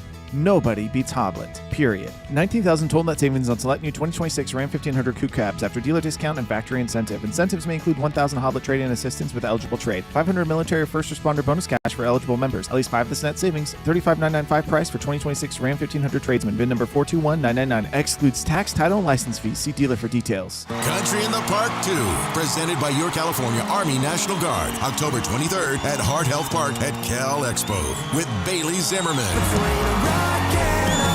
Russell Dickerson. Plus more. Enjoy line dancing, live DJs, mechanical bull, and food trucks. Tickets start at just $70. Country in the Park 2, October 23rd at Heart Health Park at Cal Expo with Sky River Casino and Joel Gott Wines. More info at CITPFest.com.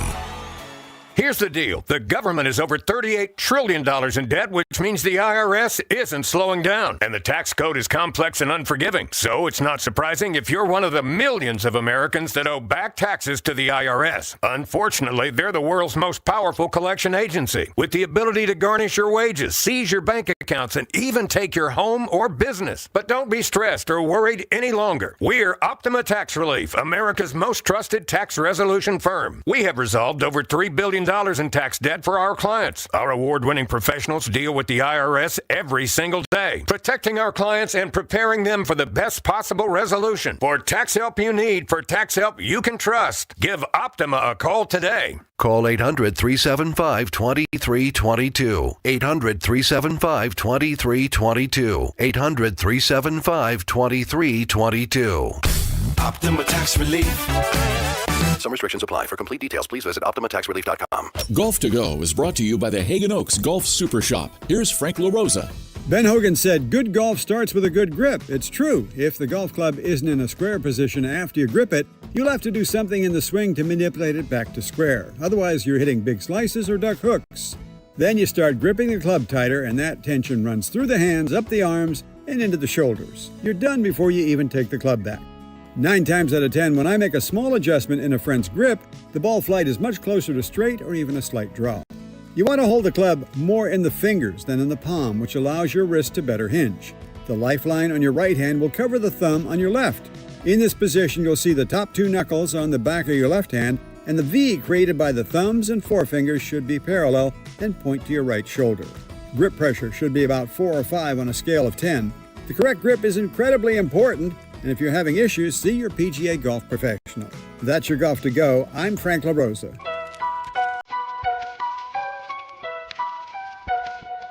It's Matt George and Kayla Anderson on Sactown Sports 1140.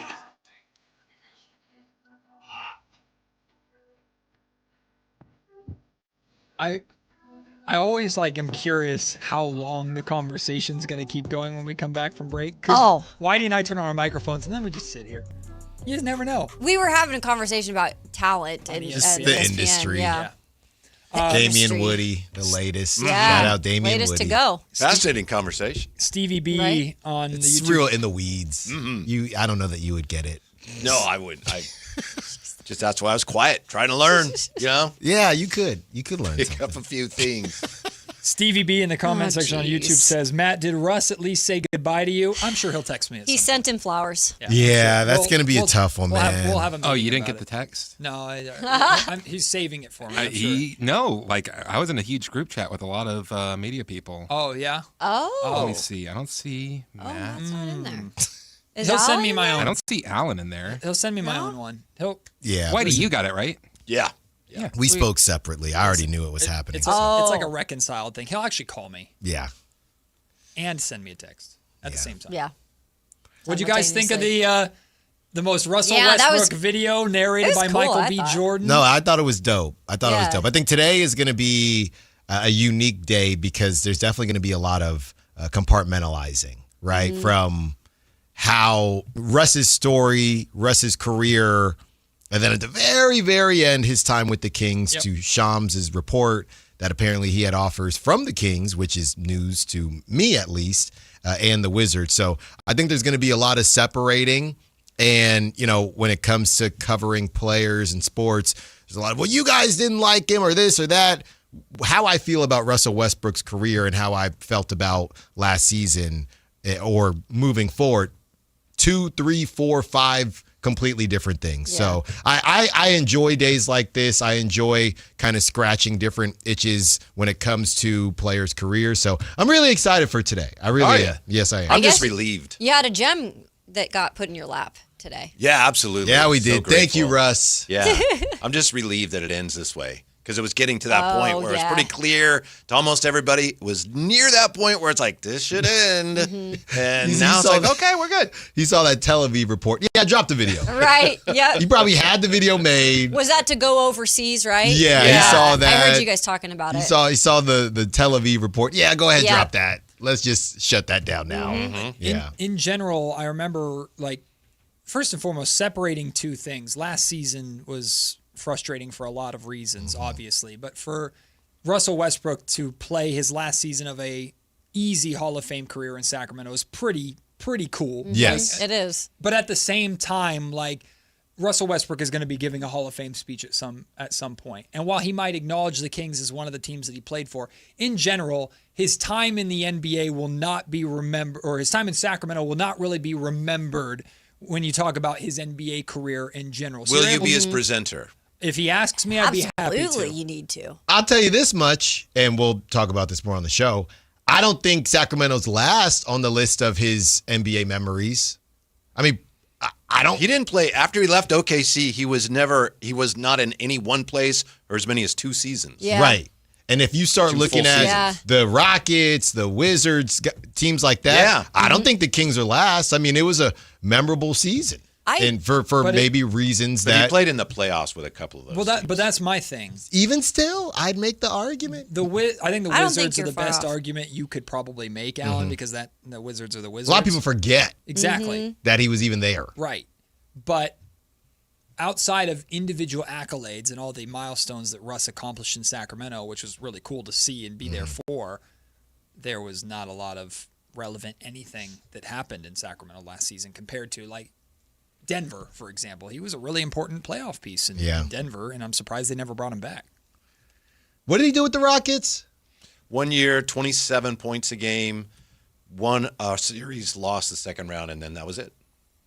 It was the COVID year. 27 points per game. Yeah, and Harden was like 30-something. Do you think he'd say the Lakers' time was worse than the Kings? Because of how everything was Yeah, in LA? because of how it was. I feel like without a doubt. One thing I'll say here, and I remember going, I'm going to show you this. Right, I know that you guys can't listen to this, but the game I went to towards the end of the season. No. It's not the TikTok, is it? I truly believe he liked his time here. I remember I got a video of him when we went to the game against the Pelicans, and he was singing singing karaoke during like one of the timeouts with the usher. And he was just down there just like having fun. Like, I do think he like enjoyed his time here. I think he did. Yeah. I think he did. I mean, he was. They let him be Russ. Right. Yeah, different that's a good place of point. his career.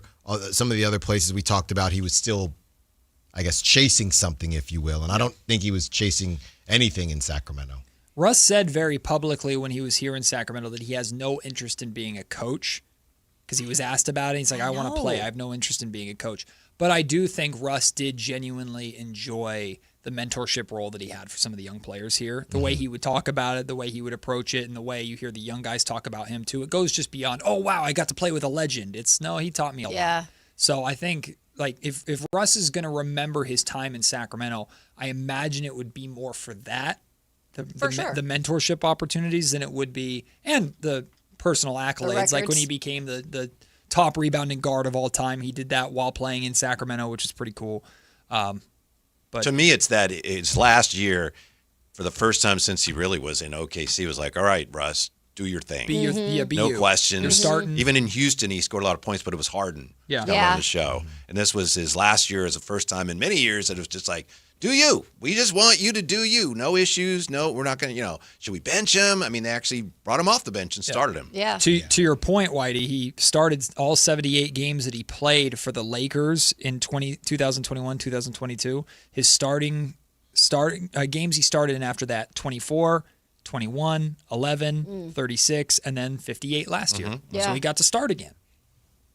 And he, like you said, he came off the bench to do that. He was not the starter. Shooter was the starter. He stole it from Shooter. And he stole it from Shooter. One of the most talked about point guard battles in the NBA. In the history. That in the guard history. battle. Association. I just want to know That how log jam. are you less excited now about the Kings home opener now that it's no longer the Warriors and it's the Portland Trail Yeah, Blazers? and this is why, look, man, people get this information, it changes, but this type of stuff is very Alan's annoying hot about to me. that. It's very You're annoying. annoyed? You don't like schedule leaks? Oh, okay. Not if when they're they're not wrong. correct. Well, but but that's the thing. If it's still They in can flux. change. They can change. And this is so unnecessary. Can we just wait for tomorrow? We waited so long. Now we're getting fake leaks. That's really what it is. To be like the NFL. Then get it right. Well, I will say, because I've seen these before, they will like essentially release the rough draft schedule to people that need to know it, and also put very clearly on it, this is subject to change. Oh. So you get those, and then you get the finalized one depending upon stuff like that. Ridiculous. I'm very annoyed by that. I can tell. Because the Warriors aren't going to be here on a... I mean, now we got to play a cool Dame, right? Come But the on, Blazers- Dame and But Morant. Thanksgiving Eve, Kings Warriors NBA Let's Cup go. game, huh? Cool. Wow. Do you like Thanksgiving Eve? Oh, I mean, yeah, I get down. I probably won't be watching. You're in the bars like college students? Hey, man. Hey. Whoa.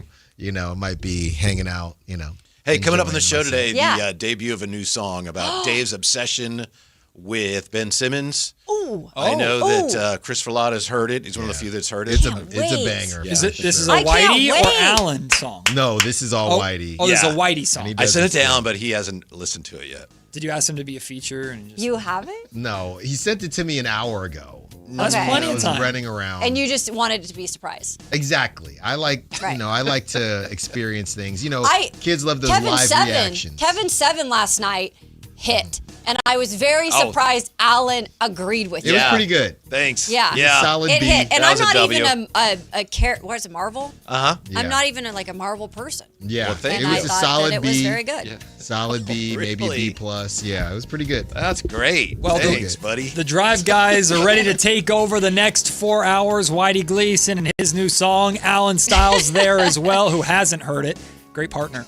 Then you have Kayla and I back at 10 o'clock tomorrow to preview a massive day. Preseason. Oh, yeah. Niners. Let's go. Raiders preseason, Alan. You're fired up. You'll talk about it today, too, I'm sure. I need to. Kayla and I will see you at 10 a.m. tomorrow. Until then, have a good one. See ya. Peace. SactownSports.com is your online home for sports in Sacramento. Dive